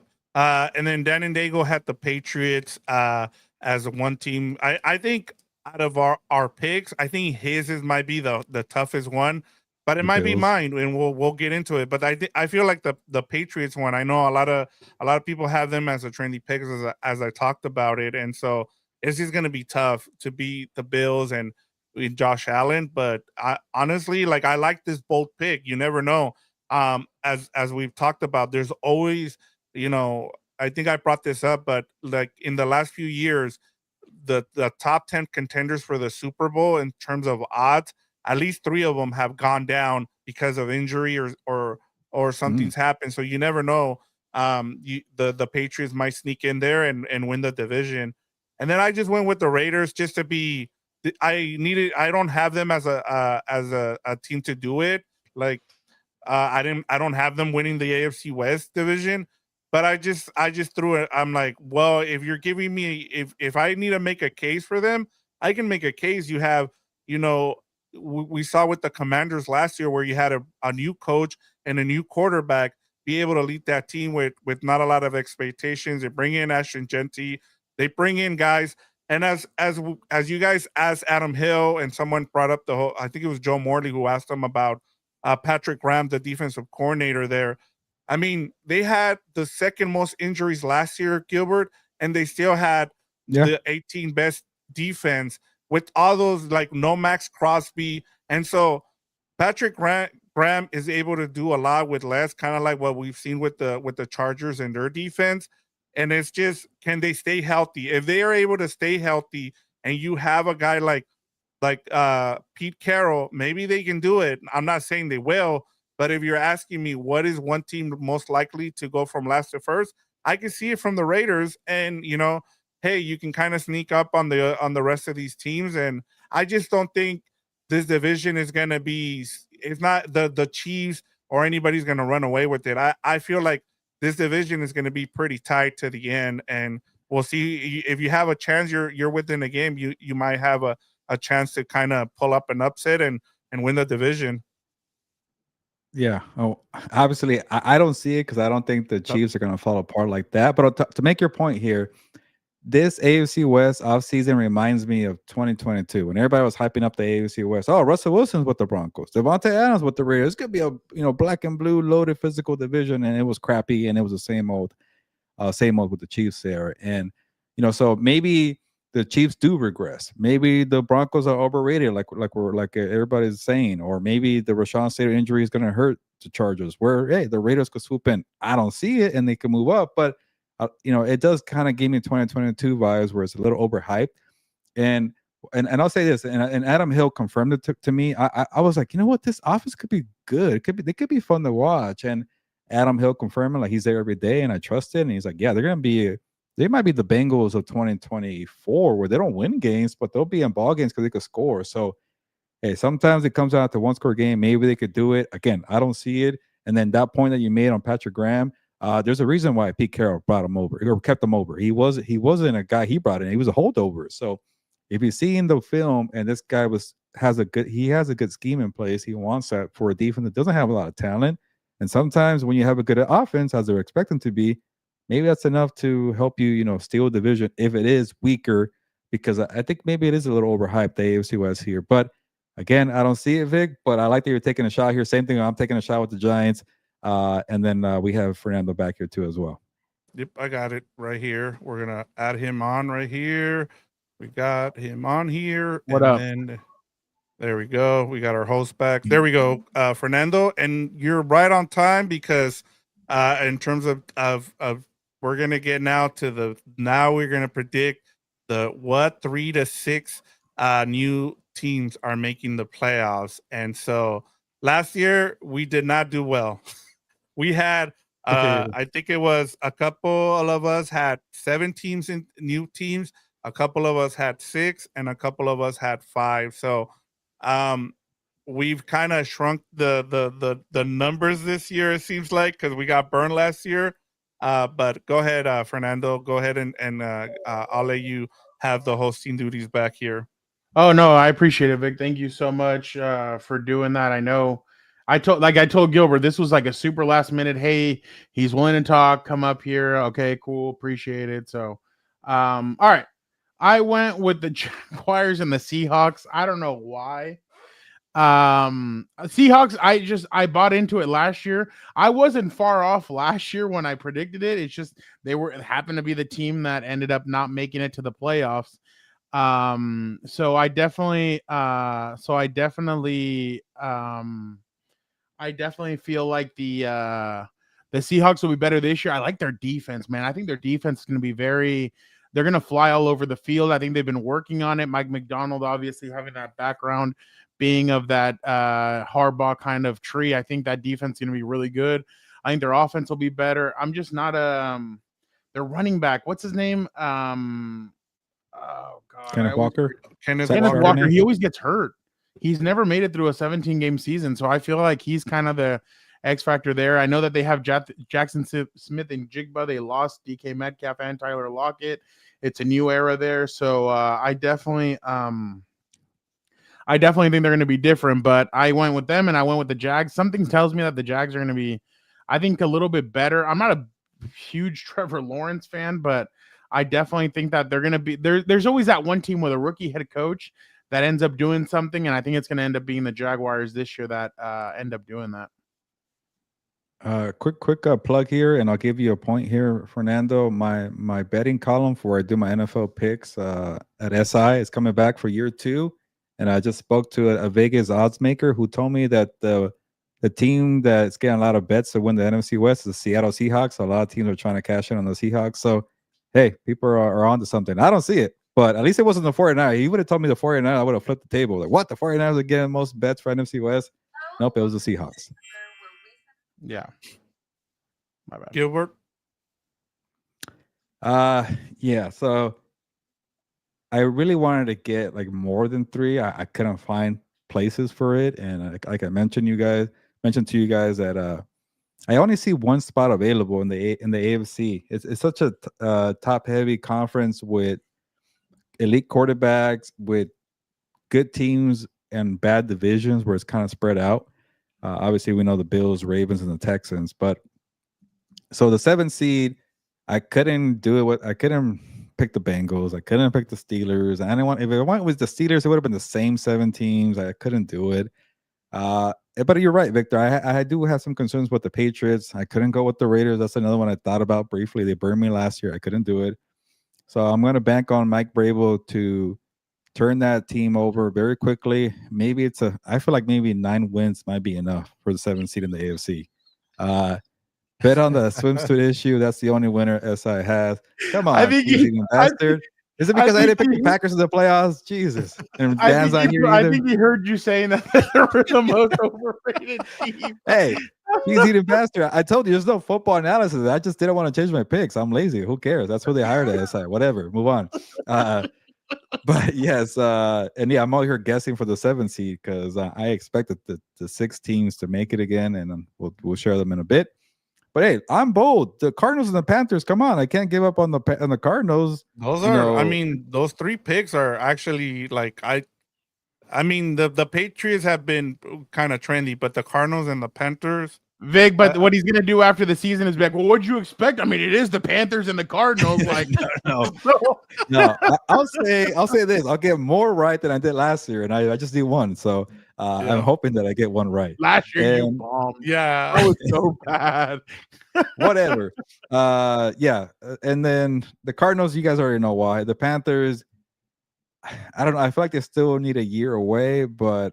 And the whole Packers trade, like, again, cheesy and bastard. Like, if I really listen to football analysis and I believe in what I'm seeing in this trade here, I would have easily flipped the Panthers and the freaking Packers. Come on, the Packers have a better team, but I'm not going to change my picks. And I've been high on the Panthers. Maybe they're a surprise team. This is this is a one that I don't see happening, but I could definitely see Cardinals and the Patriots. Okay. Yeah, there you go. Still better than Danny. I appreciate that. I'll take that all day. Vic, what about yours? Here, let me. I think Vic is gonna have like 5 or 6. Okay, so we've part of the reason why I always do this question is because I'm sure you're starting to see it the last 2 days where you know at least 4 new teams have made the playoffs for the last 34 years. So we've gotten at least 4 since the new format. You know, it's an average of 5 teams. I think it's 5 or 6. No, actually, it's 6 since the new format. You know, 7 playoff teams in each conference. You've gone, and then the only thing is where you guys are actually right is it's starting to go down. It started with 7, it went down to 6, and then it went down to 4 last season. And so I think part of it, kind of analyzing this too, you guys, I think are on the right path where, you know, Gilbert has 3, Fernando has 2, and even Dan has 2. I think part of it too, as I talked about, is I think the richer are going to get richer just because of the CBA and the way it's kind of been worked out where it's going to go up again next season. And so a lot of teams are going to be able to keep some of those players under the cap. So, you know, I kept it at 4 just because of that, because we've had 4 teams for the past 34 years. I went with the Falcons, as I told you, I have them winning that division, the NFC South. I have the Raiders making the playoffs. They're my surprise team. There's always one surprise team that makes the playoffs. We've seen it the last. Nobody saw the Vikings winning 14 games. I know someone here had them losing 14 games. I won't say names. They were at home within a week. Yeah. They were nobody. They wasted our time. Nobody from the NFC North. They had 3 teams in there. They had an easy schedule. So I 3 all 3 of them overrated division. I'm just hoping you bastard. And I'm with Fernando. I like the Seahawks as well. Their defense is good. He talked about Kenneth Walker, and I feel like, you know, you brought in Mike McDaniel to be able to stop some of these offenses in the AFC West, and I feel like, look, you were this close. You won 10 games last season. You bring in Sam Darnold to be able to be able to change the offense as well, like with their offensive coordinator there. So and then the 49ers have the easiest schedule. We talked about it ad nauseum. I just think that that division, you know, they're not playing that many teams. So that was the easiest pick out of the new teams was the 49ers. So, but without, I feel like I'm kind of wasting time here because somebody has joined the chat here, the green room. So Oh, I don't want to finally. keep this Closing up. person waiting Closing shop anymore. here. But if you guys, unless you guys want to rip me apart for my picks, I'm more than happy. I mean, Well, the Raiders, that's a homer pick, and I don't see the 49ers making it. And sorry, Vic, I could shred these picks up, but yeah, that's fine. But I do see multiple NFC West teams. It's just you got the wrong teams. So at least to me, you got three. I'm assuming. Gilbert, you can't make this individual wait, or he'll leave. Yeah, I know. And then the Falcons. I already told you about my feelings of Michael Male Body Part Penix Jr. There you go. Wow. All right, ladies and gentlemen, without further ado, you know Not even him, there. you love him. He is the guy that goes up toe to toe with Heelberto. He is the guy that the cheesy bastard loves to hate on. He is. You've been asking for him. He is Dan and Dago. Here I am. That's that out of hurricane. How's everybody Dan, already it started. Look at this. Still better than Danny.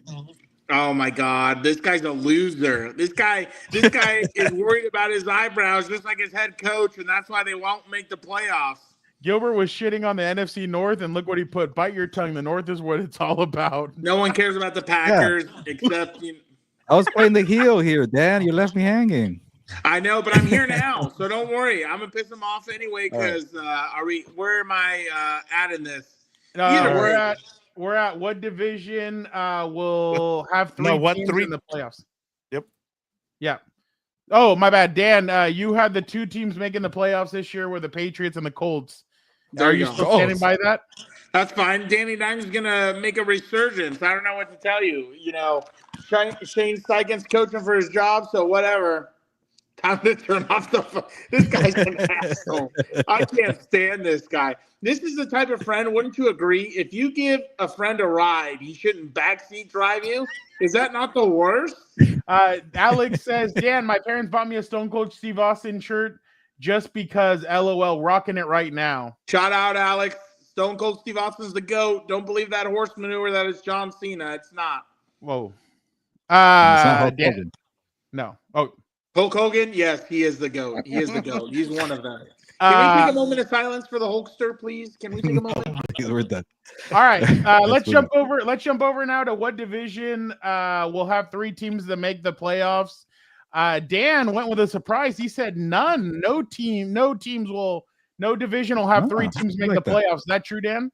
100%. AFC West is not doing it. It's going to be the Chargers and Chiefs. Everybody else will crapshoot out. Heelberto's talking about homer picks, but I mean, his pom-poms are always red and yellow, so I don't understand how that works, but whatever. So yeah, I don't think any three teams are going to make it. I don't think the NFC West will do it. What about the North, Dan? Because somebody's saying in the chat that that's where it's at. What, the North? Yeah, NFC The Packers North. won't even make it, and I picked them as my winning team. I don't even care. They're not going to do anything. They're all excited about Micah Parsons. Micah Parsons. Oh, yeah. Wait till he takes a couple plays off, and then we'll see what happens. He'll go on the podcast when he's annoyed that LaFleur won't share his beauty routine with him, and then we'll see what happens. Now, these are real reasons for why the Packers won't make it. Where were you 30 minutes ago? They won't. I'm not a big Packer guy. Like something in the water in Green Bay. They must have a tap to Flint, Michigan or something. I don't know. Makes them go a little crazy. And they start killing people, huh, Dan?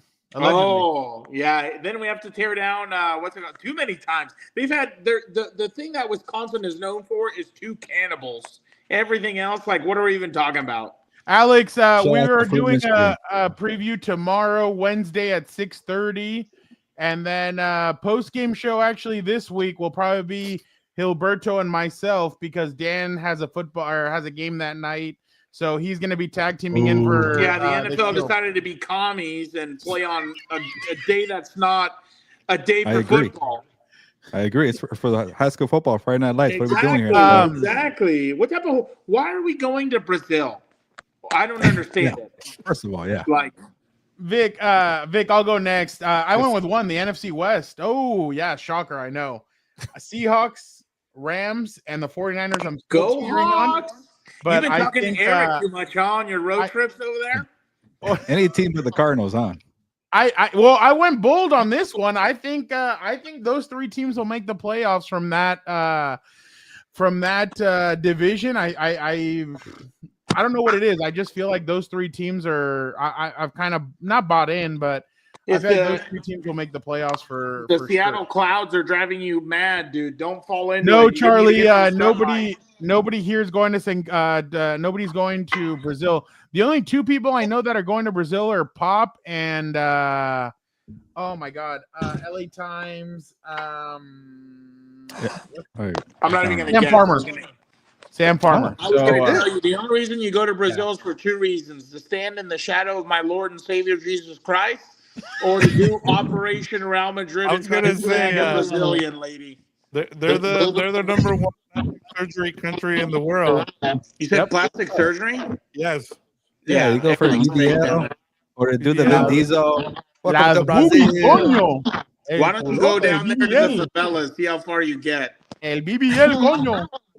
Yeah, right. I'd rather go snag a little chica or whatever girl is in Portuguese than have the I guess boy or girl come out dribbling out of that. So okay. Vic, why don't you go with yours? I went with both the AFC and the NFC. Last year we had two. We had the NFC North and we had the AFC West. So I feel like these two divisions are going to benefit from an easier schedule, and they'll get three teams in. I won't say which ones, but I was going to ask you who's from the West. We'll get to that. Oh, Eric's going to be excited. He thinks he's going to win this bet. No, actually, last week when we talked to him, he was a little nervous about that bet. He's so screwed. Especially because Adam Hill was like, yeah, their defense is going to be really bad. So, I can't. All right, Gilbert. Yeah, I'll keep it quick. I don't even believe in this pick, but I technically have three from this team making the playoffs. But like I told Victor, I can see this division flopping a little bit. It's a little overrated, but hey, I don't know. I just don't see the AFC bringing a surprise, but maybe because I'm going against surprises, it's going to happen this year. So we'll see. All right. Who is your ride or die team of 2025? Dan, why don't you take it away? Who is your ride or die team? Who did I pick? Oh, yeah. I'm going to pick the head coach who threads the needles through his eyebrows more than he does on the field, quarterback to receiver. I'm going to do the announcer's curse for the cheese-eating bastards, and they're my ride or die team, and I hope they die pretty quickly. So that's who I'm going to go with. Wow. I'll go next. I mean, this is no surprise. Tampa Bay Buccaneers. I really like. You've been riding or dying with them for like 3 years. Whoa! No. Last year was somebody else. This year it's the Tampa Bay Buccaneers.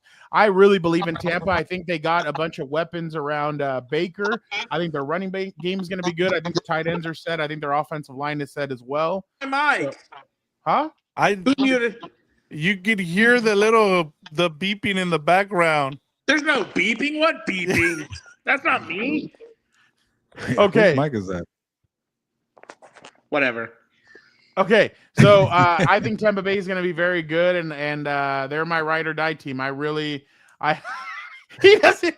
He's smartest thing you've seen here, Danny. What an idiot! This is the type of imbecile I deal with on a daily. Wouldn't you agree? You make plans with a friend you shouldn't cancel last minute. What type of friends do we have here? All right, Vic, go ahead. We talked about it earlier. I'm going with the Falcons. I just think that they're going to be a good team. And I talked about it earlier.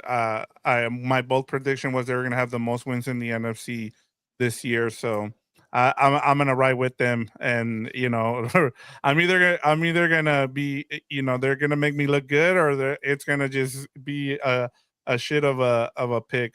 Yeah.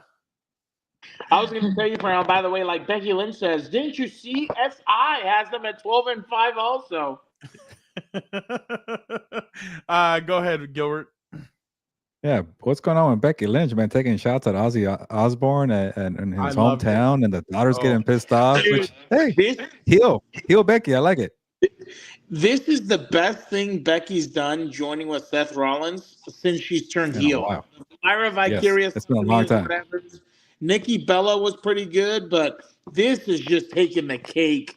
power couple to the max, dude. I can't wait. All right, Gilbert. Yeah, I'm with you, Dan. I told Fernando that last week, but yeah, the Arizona Cardinals. I don't know. For a while, I'm like, this is kind of a boring pick because I just been talking about them all off season. Not as much as last year, I felt like, but then I really got going when everybody's picking the 49ers. Yeah, real boulder. The 49ers. I already went on the rant. Check that out with Eric Williams. Yeah, please have some more cojones, people.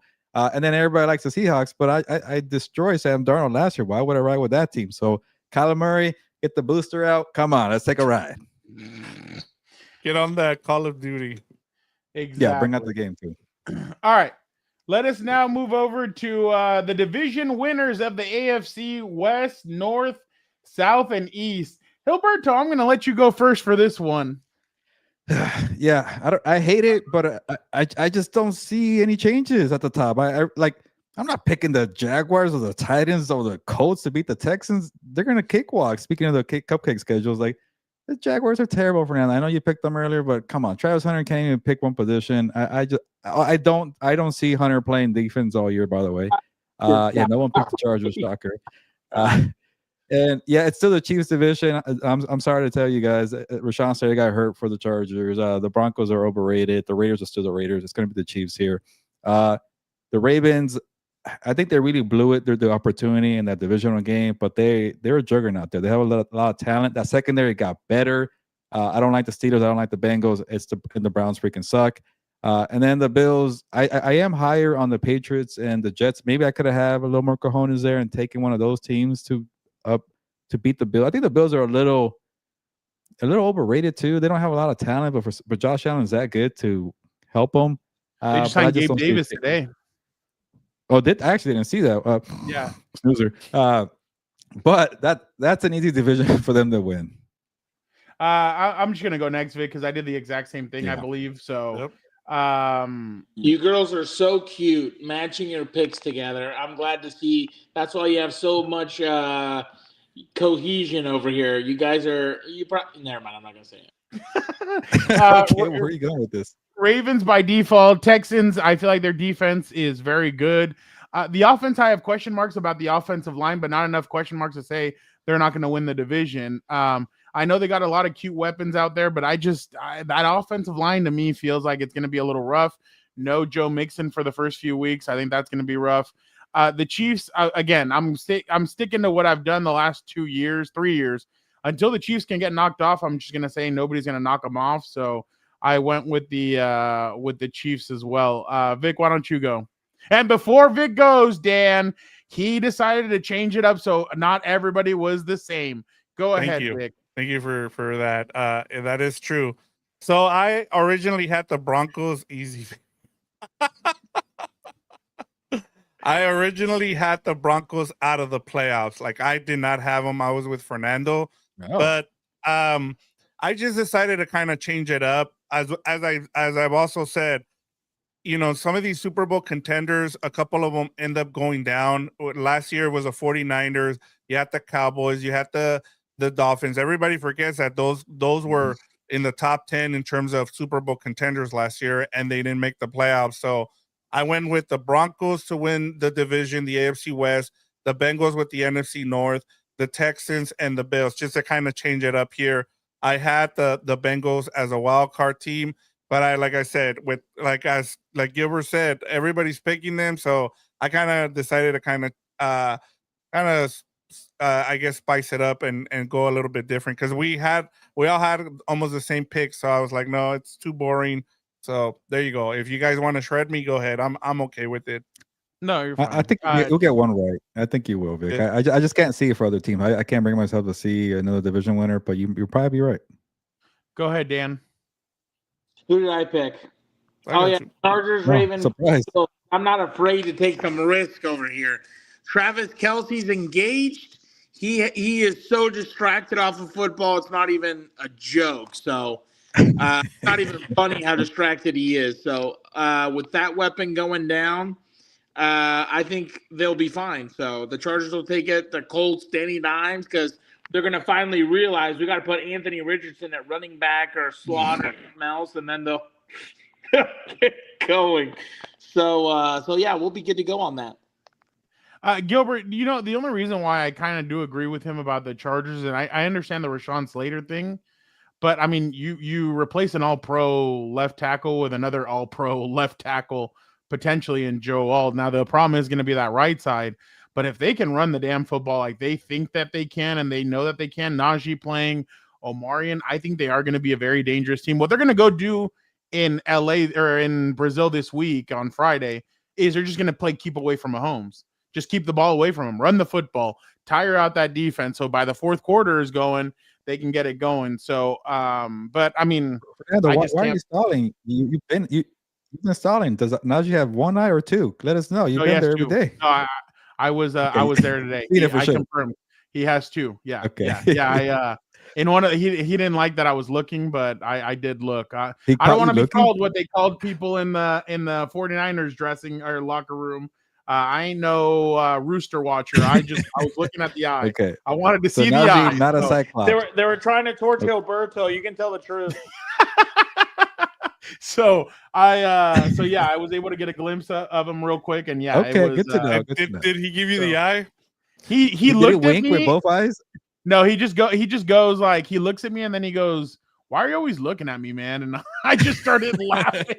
I'm like, because he caught me during the one of the practices. We were over on the other side, and he kept on seeing me, and I kept on like, I would pretend like I was stretching, and I try and look up when he'd walk by and stuff. And he's like, "Stop looking at me." So he could tell I just kept on staring at him. So that's why I'm sure he's a little tired of me. But hey, he's like, "I both two eyes, Fernando." I know for real. All right. So Dan got his 4. All right, let us move on now to the 3 wild card spots. I will start this off. I will go Chargers, Steelers, and Jaguars. I can't get off the Jaguars pick because I already said I thought they could make the playoffs, and I just wanted to go a little bit bold. Again, I know I just feel like there's always one head coach that he comes in, he brings his team to the playoffs, the first year head coach. After that, they probably piss off. So I think it's the Jaguars. The Steelers, I'm buying a little bit of Aaron Rodgers, but I think that defense is going to be better than in years past. I know they're missing Minka, but I feel like they're going to be able to rotate some guys, and I feel like Jalen's going to do pretty well there. I know they're a lot older. Darius Slay, Jalen, TJ Watt, Hayward, all those guys are getting up there in age. So this is kind of their last dance, I think, for the Steelers to try and win something, especially with Aaron Rodgers being up there in age too. The Chargers, I have them making the playoffs. I mean, because I cover the team, maybe it's a homer pick, but for some reason, I just feel like it's like Eric said, Jim Harbaugh and his teams get better in year 2, whether it's at USD, whether it's at Stanford, whether it's at the 49ers, Michigan. They always get better in year 2. I think they will get better this year. And I really think that, I know they're missing Rashawn, but I think they're going to be fine without him, just because I feel like having a head coach like that kind of changes things. And I think their running game is going to be a lot better this year than in years past. So those are my 3 wild card teams. Gilbert? Yeah, I'll be quick. I'm embarrassed of my picks. I don't have much boldness here. Broncos, Chargers, Patriots. Patriots the only team I have different from last year. 6 out of 7 going to make it again. I hate it. I don't feel good about it. So there you go. Vic? I went with Ravens, Raiders, and Chiefs. I do not have the Chargers making the playoffs. And I'll give you a great stat that I forgot about. You know when the last time a second place team from the AFC West made the playoffs the next year? The 80s. 1997. So a second place team that finished second in the AFC West has not made the playoffs since 1997 when the Broncos did it. I just, like I said, I can't give you a reason why. That's my only thing, is second place team is kind of like a dead zone for the AFC West. So if you finish second in the AFC West, that usually means that you're not making the playoffs the next season. And maybe Jim Harbaugh's the guy to change it, but I just kind of wanted to change it because everybody had the Chargers as well in the playoffs. So just something to think about, guys. Yeah. I think Jim Was Jim on the? No, he wasn't there yet. Was he on that team? No, he wasn't on the team yet. Oh, Dan, look at this. Somebody chimed in. Yeah, that guy's a loser. What does that bum know? He doesn't know shit. He doesn't even know how to drive at night half the time. Because on the toilet over here. Dan, you're next. Do you want me? Give me a thumbs up if you want me to do it, or if you want to do it. No, I can do it. My bad. I was fixing something right now because I got. Okay, you had Chiefs, Patriots, and Texans. For Chiefs, Your wild card teams. Wild card teams. That's right. Because Vic apparently wants me to drink my sorrows and my liver be gone by the end of this year. So, yeah, 100%. I think that this is going to be the Chargers' best year. You know, you have what's it called? You have players who can't figure out how to drive or whatever over there, and you have one of them distracted because he's with the biggest pop singer ever or whatever. I mean, I don't see it. I don't see the talent, but whatever. So yeah, and I mean, what is? Doesn't look like you fixed much. The hell's he even talking about? What's he on about? I'm multitasking over here. That I'll get. No, I won't say that. I won't reveal that blessed middle name. But yeah, I mean, I think seriously, Chiefs, Patriots, Texans. I think the Patriots are going to make it. I was high on them, so I'm trying to see. Well, whatever. Yeah, so that's what I'm going with. Texans, because I got my Colts pick in there because I'm not like Heelberto. I don't like to pick safe. I like to live dangerously. So that's what I'm rolling with. All right, let's go with the NFC West, North, South, and East. I will go first. The Rams, but with caution. I'm very nervous about the Rams. That back worries me a lot. So I went Rams caution. I went with the Packers, with the Bucks, and with the Eagles. So those are my three. Those are my division winners. Vic, go ahead. Vic, you're on mute. I went with the Rams, Packers, Falcons, and Commanders. As I said, with the I've talked about the other teams already. The Commanders. The reason I went with the Commanders is the NFC East has had a different winner for the past 20 years, so I just went with the Commanders. But honestly, like what Gilbert brought up earlier, we kind of talked about with the Giants. That might be a team that might be in contention as well. Gilbert. Yeah. Here's my biggest bold pick. I have the Cardinals, not the Rams, to win the NFC West. I'll explain more in House of Horns promo there tomorrow night. I got the Cardinals NFC West. I am not wavering from the Lions. Like I mentioned earlier, for some reason, they don't get the same respect as the Ravens, Bills, and Chiefs. Every year they make it, but nobody cares about their schedule. But here we are. Brad Holmes and Dan Campbell have not left. They're still there. That team is still loaded, I believe. And I really wanted to fade the Bucks, but you might hate this, Fernando, because that's your team, and every year I fade them, and they do well, right? But they're too loaded. I like that team. They're on paper at least. So, and then the Eagles. You should want them picking someone else, Brown. Don't trust them. Don't pick my Lions. I know. That's either. why I said that's why I apologize. Okay, Dan. And the Eagles, I think they might not do as well as last year, but I think they're still the top of the class there. So those are my four. Dan, go ahead. What is this? What is this now? Where are we? Division winners of the NFC. All right, here we go. NFC. Niners, crappy division. I think the Rams will take a step back. Lions, obviously my boys are taking it. Bucks, Eagles. Self-explanatory. All right. Green Bay sucks. Let's go with the wild card. Dan, why don't you go first? All right, who is it? No, never mind. Oh, there you go. The Commanders, the former Washington team that must not be named. The Packers, obviously, because I picked them with the wins. And the Rams, because I guess Mina Kimes apparently knows more football than everybody on the planet. And what does that even mean? What did I say? I don't even understand. What is he even rambling about? On camera. I don't know what I said. We're live. Yeah, I know we're live. I went with the 49ers, Seahawks, and Eagles as my wild card. Is this guy high? Do we need to piss test you, cheese-eating bastard?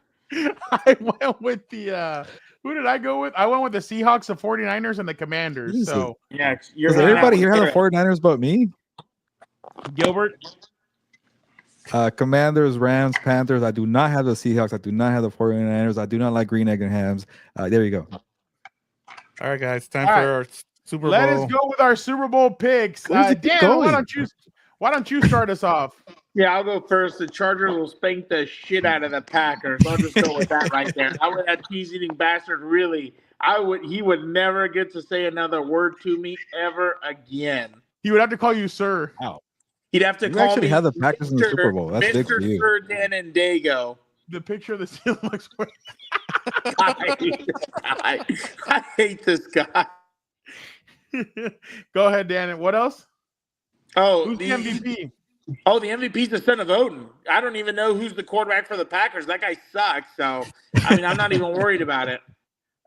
Gilbert. Yeah, I'm not going away from the Lions. Sorry, Dan. Dan Campbell will get it done over the Ravens. Lamar Jackson finally gets to the Super Bowl here. It was that or Josh Allen. The Ravens have a better roster. I still don't get how the Bills beat them last year. Catch the damn ball, Mark Andrews. So Lions over Ravens, Super Bowl. Oh, so they pushed Lamar over the finish line, huh? I just looked right now. I don't even have the Lions making the playoffs. That's crazy. Jesus. Haterade. Two of them. Hanging out with Eric. Go ahead, Vic. Oh, you okay? Sorry. I'm going. I think this is the year that Get the fuck out of here, dude. I would kill myself. Jordan Love kill myself. There you go. Got to show some There you love go. to Victor the showing Cali love to kids. Jordan Love. There you go. Like, Exactly. I'm going with the Packers. This is before the Micah Parsons trade. Wow.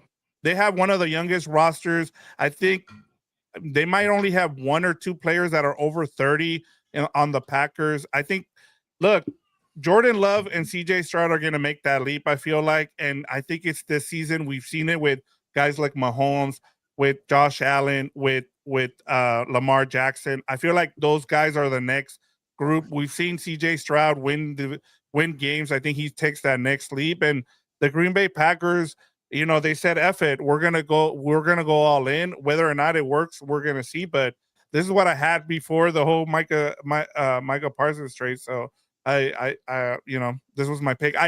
Everybody was going with Ravens and Lions, and they were and Rams, and I'm just like, nah, I'm gonna pick two teams. I feel like, and I'll make the case for the Texans here too. I'll be quick. I feel like everybody who's talking about the Broncos, them being a Super Bowl contender, is actually who the Texans are. Like the way that people are hyping the Broncos is the way that people should be hyping up the Texans, because if you look at that Texans defense, it's really good. The number one question mark for the Texans is that offensive line. And who knows, maybe they fixed it. We have no idea. So that's why I went with the Texans. So that's my Super Bowl pick. All right. So you all know I am a storyline kind of guy. I'm a WWE kind of guy. What is closing this year? Raymond James Stadium. I believe that the divisional round of the playoffs will be the Baltimore Ravens. Bills, right? Huh? The Bills Stadium. Oh, my bad. The Bills Stadium. Sorry. The Bills Stadium is closing this year. It's the final year. They're opening up a new one. They have one of the easiest schedules in all of football. So I can definitely see Buffalo losing this weekend. And then in the divisional playoffs, the round of the playoffs, they get the Baltimore Ravens that come in. Baltimore's going to be feeding off that week one win. They're going to be the team that wins. Boom, the Bills beat them. Kansas City's going to come to Buffalo. And they're going to finally, in the final game at their stadium, they're going to knock off the Kansas City Chiefs. Josh Allen goes to the Super Bowl, and he will be facing against the Tampa Bay Buccaneers. They will beat the Tampa Bay Buccaneers, and they will open up their new stadium on Thursday Night Football a year from this Thursday with a championship raising a banner. So I will go. This guy's been watching behind the what was the stupid WWE thing? Behind the curtain or whatever. Yeah. On Netflix. Yeah. Uncensored. I forgot what it was called. I will go with the Buffalo. I will go with the Buffalo Bills beating the Tampa Bay Buccaneers. Gilbert, before you go, because Gilbert has to set off. We have not done this. No, hold on. It'll be quick. I promise. We need to make picks. We haven't made picks for week one. I'm going to give you guys 5 quick games. Okay. And we will make picks. All right, ready, set, go. Tampa Bay at Atlanta. Damn. Atlanta. Oh, shit. Hold on. Hold on. Hold on, I gotta write these down. Hold on. Okay. Sorry. Go No, ahead. you're good. Go ahead. Tampa Bay. Okay. I will go Tampa Bay. Gilbert. Atlanta, they're at home. Vic. Falcons. All right. Las Vegas at New England. Give me the Patriots. Dan. Patriots. Gilbert. Patriots. I'm the reigning Vic. champ, by the way. So Are you? I'm gonna go with the Raiders. Okay. Pittsburgh Steelers at the New York Jets. Give me the Jets as my upset pick of the week. Gilbert. Yeah. Don't blame me if it doesn't happen. Give me the Jets at home. Vic. I was gonna go with the Jets. I'll go with the Steelers. Dan. give me the doctor over the running back. That's 3 games, right, Vic? Yeah. Yeah, that's 3. 2 more. Houston. Oh no, you guys are gonna do this, so we can't do this one. Let's do Detroit at Green Bay. Detroit. Dan, go ahead. Detroit. They're gonna run all over them. Gilbert. Same. Detroit Packers ain't making the playoffs. Give me the Packers. Vic. Give me the I'm gonna send you a Packers. nice Christmas gift. Last one. Baltimore at Buffalo. Give me the Buffalo Bills. Dan. Oh God, this is gonna be a crapshoot. Do I take the Al Qaeda enthusiast or do I go with the running back over here? I'll go with the running back in week 1. They usually start off pretty fast. Gilbert. Give me the running back Lamar Jackson, 2-time MVP. Vic. Oh God. All right. Who did Dan go with? He went Ravens. with the Ravens. Okay, and Gilbert went with the Ravens. Yes, he Yeah. did. So when they pick Okay. together, it usually doesn't go very well. Yeah. Give me the Bills. Okay. Who are you going with, All right. Fernando? Is that I all went right, with the fellas. Buffalo Bills. Okay. All All right. right. So Gilbert Have and fun. Dan will now take off. Vic and I will finish See you this later. off. Thank you to Gilbert Godspeed. and to Before you get out of Dan. here, Heelberto, never forget, we'll never find out why John Cena became the Rock's bitch. Dan, hold on real quick. Any message for the cheese eating bastard before you leave? Yeah, tell him not to drive out late at night without his glasses. To stop being a hero. All right. There you go. Thank you guys See so you. much. See you later. See you guys later. Bye. Here, let me take this off real quick. There we go. There we go. And I'll You're good. Here, You're I'll- good. You're good. Just put I'll Gilbert do- if you want. That's fine. Or Yeah, whatever. Yeah. it doesn't matter. Okay. Let us just go quickly through these. The NFL honors award predictions with us. Comeback player of the year. Vic, I actually went Trevor Lawrence for some reason. I feel like Cohen will get him to play well for at least 1 year. They'll have some brand new shiny weapons. I think that offensive line will be a little bit better. ETN is kind of the problem with me, but I feel like Trevor, this is a trophy designated for Trevor Lawrence. Gilbert went with Aiden Hutchinson. I love it. I think that is actually going to be the player that wins it. And last but not least, Dan went with Keenan Allen. Keenan Allen's not a bad one if he's able to kind of get it going and does what he told me he basically wants to do with this offense. I think Keenan could be a pretty good addition for the team. Enough for comeback player of the year? I don't think so with Aiden. I think Aiden Hutchinson just needs 5 sacks and he'll win the award just because he's back. But Vic, I actually like yours a lot too. Yeah, I went with Christian McCaffrey. We've heard all the reports out of camp there. It was funny, when you asked Fabs. Michael Fabiano about it. I took Christian McCaffrey in the first round. I took him late in the first round. I'm every time I've drafted him, he's done well. I think what a lot of people do is they like to draft him way too early, and Fabs is right. I just think like the upside there is too good, especially him coming off of injury, and you're only doing it for 1 year. So I just last year was Saquon fell to me. This year was Christian McCaffrey, but I just feel like he's gonna have, especially with that schedule that he has, I feel like he's gonna have one of those big years, and it'll probably be the last one because I don't know how much more that those knees and Achilles can take. Okay. Yeah, no, I completely agree with you. That'll be an interesting one. Offensive rookie of the year, Vic. I went with McMillan. What T-Mac. Victoria. Yeah. Tatoria McMillan. Vic, a lot of stuff coming out of camp, even some preseason games. He did really well. I really think that this kid's going to be a great addition. I know the Chargers were very high on him during the draft process. Obviously, they never thought he would fall to them, but he's a big Mike Williams style of receiver. I think he was compared more to Mike Evans than he was to anybody else. So I'm very high on him. I think this is what Bryce Young needed, a young quarterback like this. So I definitely like I actually like this addition for them.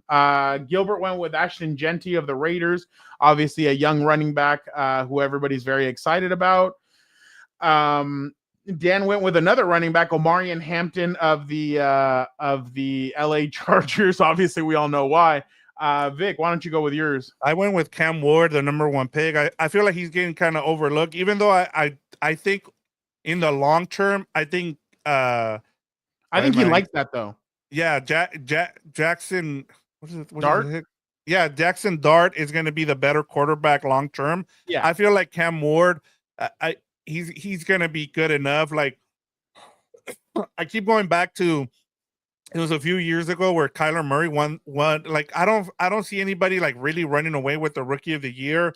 No. And like I remember a couple of years ago they gave it to Kyler Murray, even though Josh Jacobs had a better season. It's a quarterback, unless someone breaks a record. Even we saw Puka, even him breaking the record, it didn't matter because CJ Stroud had a really good record. Well, so last year, Ladd McConkey had a great first year. Brian Thomas Jr. great first year, and who did it end up going to? Jaden Daniels. Which obviously Jaden Daniels had a great year, but those other guys had pretty good bounce backs. The Cheese Eating Bastard says Matthew Golden of the Packers will win this award. So there you go. Well, with all those guys hurt, Yeah. I can totally see it. He's going to eat early on. I agree. Defensive Rookie of the Year, Gilbert went with Will Johnson, so he's continuing his Cardinals thing. I actually really liked Will Johnson coming out. I know there was a lot of smack talk about him, but I think he's a solid cornerback. Dan went with Mason Graham of the Cleveland Browns. I actually think that. And I like all these picks, by the way, from all of us. I really like these picks. Yeah. No, I agree too. I think Dan's right though. Is that Joe even said that Mason Graham has been very good for them. He's just going to be another addition to that defensive line. I went with Travis Hunter. I went from left field. I said, you know what? I think this guy's going to have 4 to 6 picks in him. So I think with him getting 5 to 6 picks, everybody will be excited and they'll be like, yeah, this is the best player. This is the best rookie defender coming in. So I went with Travis Hunter. What did you I kept it simple, especially all those what did Gilbert say? They have a bunch of pass rushers there. I just feel like Abdul Carter, they brought him in and he's gonna eat, especially with all those defensive linemen on that team. So I just kept it simple, to be honest. But like I said, I like all these picks. These are all really good picks. Yeah.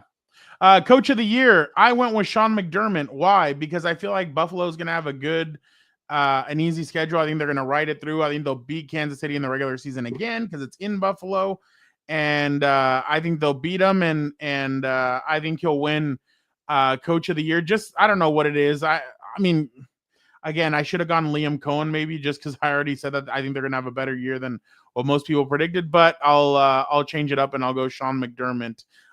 Dan went with Mike Vrabel.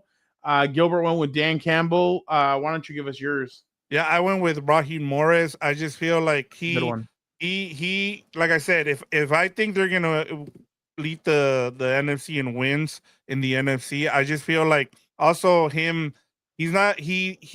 finally decided that, hey, I don't want to be the defensive coordinator. He went and he hired Albright, even though he got in trouble with his son and him sending sending Shedeur Sanders a prank call and all that. But look, you're I like the fact that Raheem Morris decided, hey, I'm gonna let people, I'm gonna be the coach and let people actually do their job. So I like that. We've kind of had that conversation. Gilbert has also said, like, hey, the head coach shouldn't be the one calling plays. I like the fact that he's giving up the reins to be the defensive coordinator and just be the head coach. So I like Raheem Morris for that reason. That's a good one. Offensive Player of the Year. Look, I know like we said, this is a sometimes a quarterback award too, but I went somewhere different. I went with Brian Thomas Jr. of the Jacksonville Jaguars. I really like Brian Thomas Jr. And again, another player that last year the Chargers weren't looking at Malik Neighbors. They were more on Brian Thomas Jr. Jim supposedly really liked him coming out of college. So I think Brian Thomas Jr. is going to be a good player for them.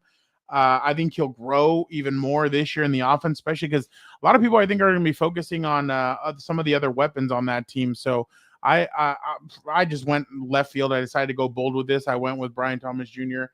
Gilbert went with Jahmyr Gibbs. I actually really like that one too. I think Jahmyr is going to be very good. I was kind of surprised he didn't go with Jamar Chase. I thought that's who he was going to go with, but I want to ask him about this Jahmyr Gibbs one. But it's a good one. Yeah. No, I agree. Dan went with Joe Burrow. So I actually am not mad at that one either. I think Joe Burrow could put up a lot of numbers. Will he make the playoffs? Again, I don't have him doing that, but yeah. You have a good one as well. You went different. So my reasoning for Bijan Robinson is that this usually goes like this is the compromise that the awards have kind of made with kind of making this a running back award. Now, even if a running back doesn't, kind of go off like we saw Saquon, then they'll give it to a quarterback. Yeah. But I just feel like Bijan Robinson's going to make that leap this next season, and I think he'll be like the number one running back next season. He'll lead the league in rushing. There you go. Let's go with defensive player of the year. Again, bold. I don't care. Jared Verse. I went with Jared Verse. I really like this pick, Fernando, but go ahead. I kind of want you to break this down. The reason why is because I like the addition of Puna Ford there. I think Puna is going to add another. And again, in the article that I already have ready, that it's probably going to be released this weekend for the game. Puna said that he believes that he's going to be my bad. Okay, sorry. Let me rephrase this. Go ahead. A lot of people believe that Puna is just a good run stuffer, but he's not just that. He was a good pass rusher for the Chargers last year. There was a couple of times where he had that Khalil Mack barely beat him for a sack, or Joey had beaten him for a sack, or somebody had beaten him for a sack. And he still had, I think, 3.5 last year. So I really think that Puna is going to be a guy that is going to help add some. He's going to add something there for Jared Verse to really blow it up. And I could see Jared Verse getting 15 sacks next year and being one of the better pass. And again, what he did in Philly, I loved it. And I think he still had 2 sacks in that game, even with all the shit talking he was doing. So I like that. So give me. You know what's crazy, Fernando, that you mentioned that is that I don't think he had more than 6 sacks last season. I know. And if he won defensive rookie of the year. So imagine if he's able to rack up sacks. I really like this, and especially if you're a betting guy, I think he's like 9th in odds for defensive player of the year. If you place a bet on Jared Verse, I really like that one because like you're getting good odds and he has a good chance just because of the sack total. Michael is going to double up this coming season. No, I agree.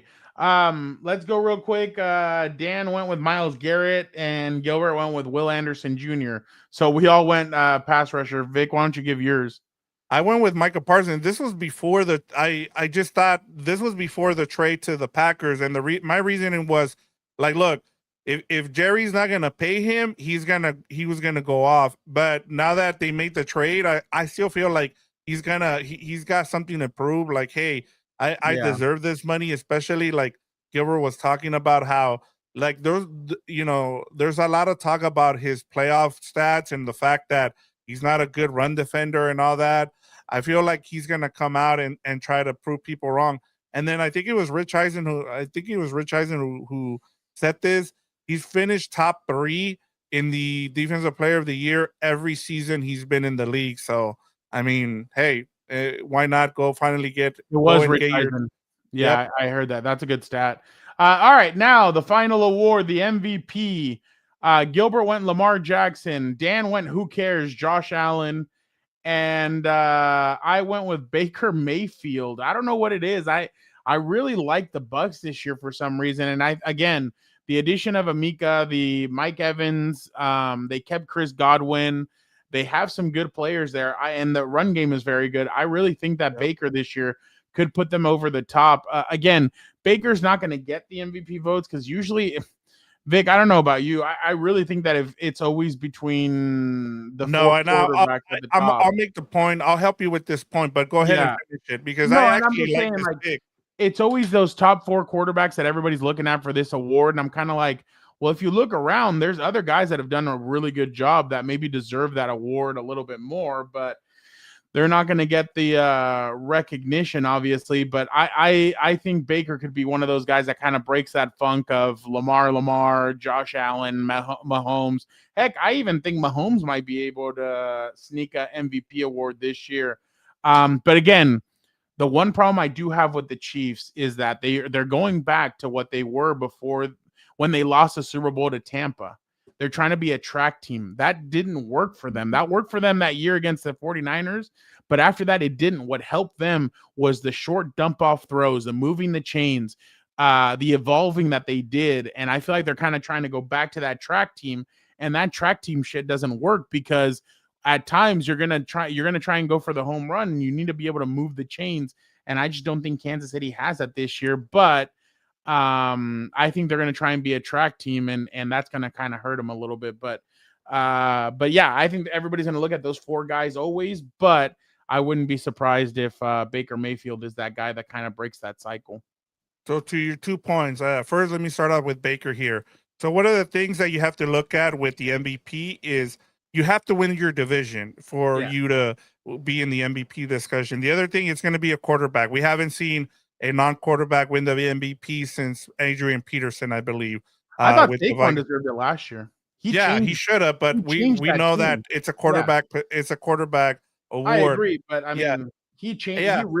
He really changed that team last year. Yeah, and to your Baker point too, Fernando. The other thing why I actually like this pick from you is that he's going to have a offensive coordinator, a different one for the 3rd straight season. If he puts up 40 touchdowns again, if he puts similar stats and that Buck, like he not only he leads the Bucks to winning that division, but he puts up the numbers, he should be in the conversation for MVP.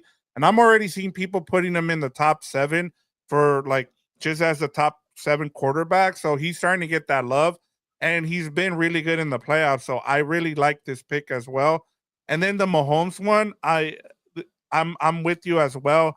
I think what you're going to see too with the Chiefs, Fernando, is that they were so focused on trying to win a 3rd championship that Mahomes was just doing what was asked of him. I feel like this season they might turn him loose and he might put up the stats that we saw when he won the MVP, just to kind of be hey, don't forget about this guy. He's been the MVP, but he's just been doing the little work in order for us to win. And we've kind of been wanting him to what is it called, like kind of game manage. He's not going to do that. I feel like Andy Reid's going to try to push for him to get those numbers. Well, yeah, because the run game, I don't think the run game is going to be there this year for them. Yeah, because you can't. And Pacheco isn't it unless that kid, I think it's Bradshaw Smith, I think is his name. Unless that kid pops, I just don't see where that running game comes from. It was they won the Super Bowl. They lost. They got thrashed by Tampa. They lost to the Bengals. Mm-hmm. And then they traded Tyreek, right? Yep.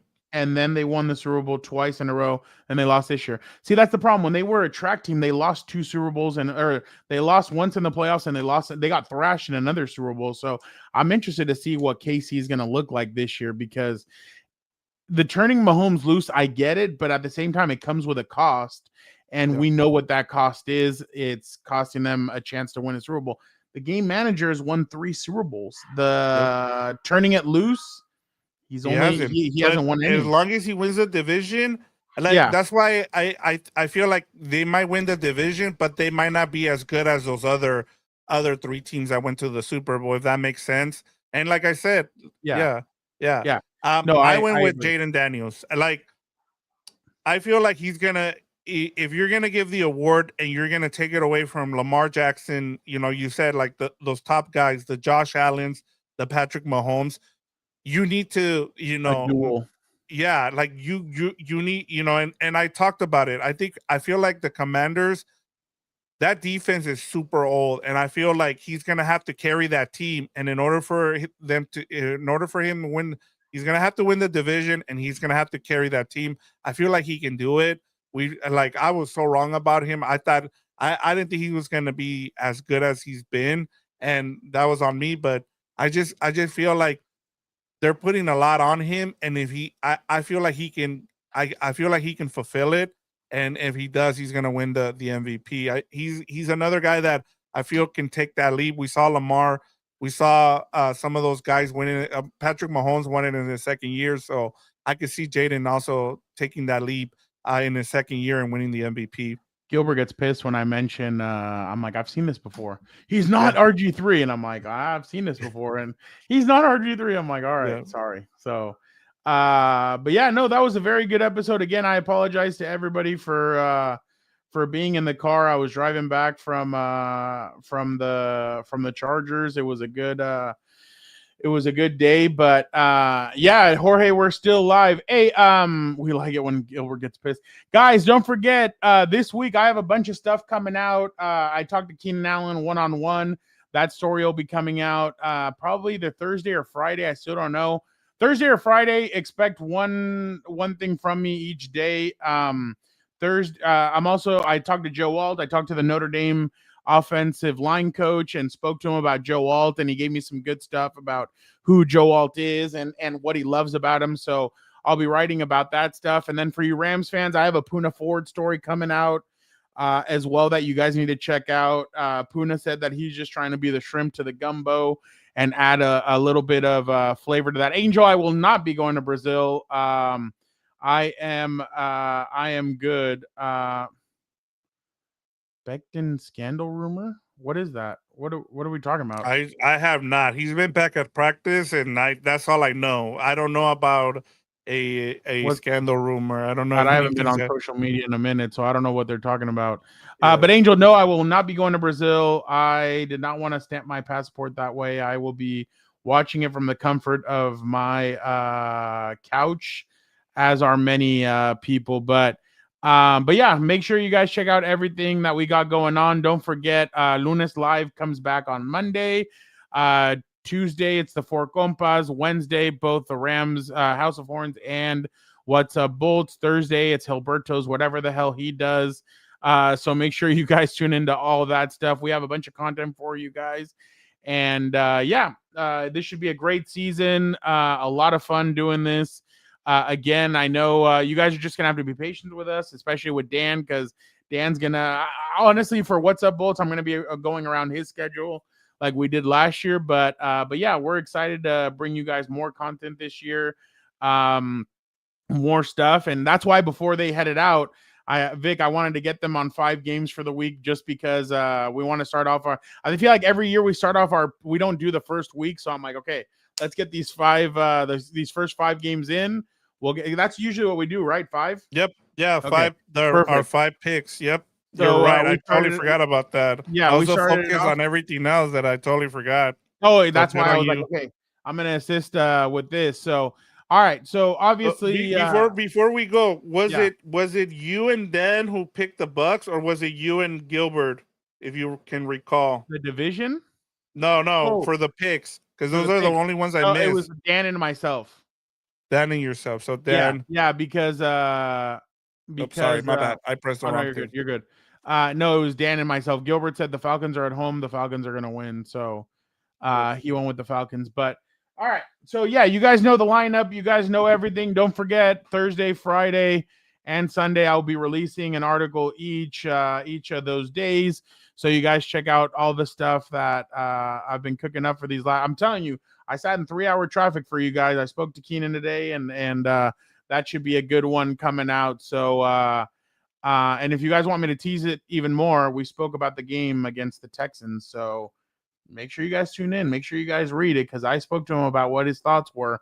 Got his thoughts on that game. So don't forget, again, thank you guys so much. Appreciate you guys. We are back. The NFL season is back, baby. We are, man, I can't believe how quickly the offseason went. One minute we're in New Orleans, and another minute we're ready for the NFL season to start. But NFL season starts, we're gonna be in the Bay Area I know, for real. Thursday, the NFL Angel on my Twitter or the Compas Twitter usually retweets the stories. So make sure you just tune into either my Twitter at Real F Ramirez or Compas on the Beat. I think it's at COTB. Yep. Yeah. There you go. So make sure you guys tune in. Again, thank you guys so much.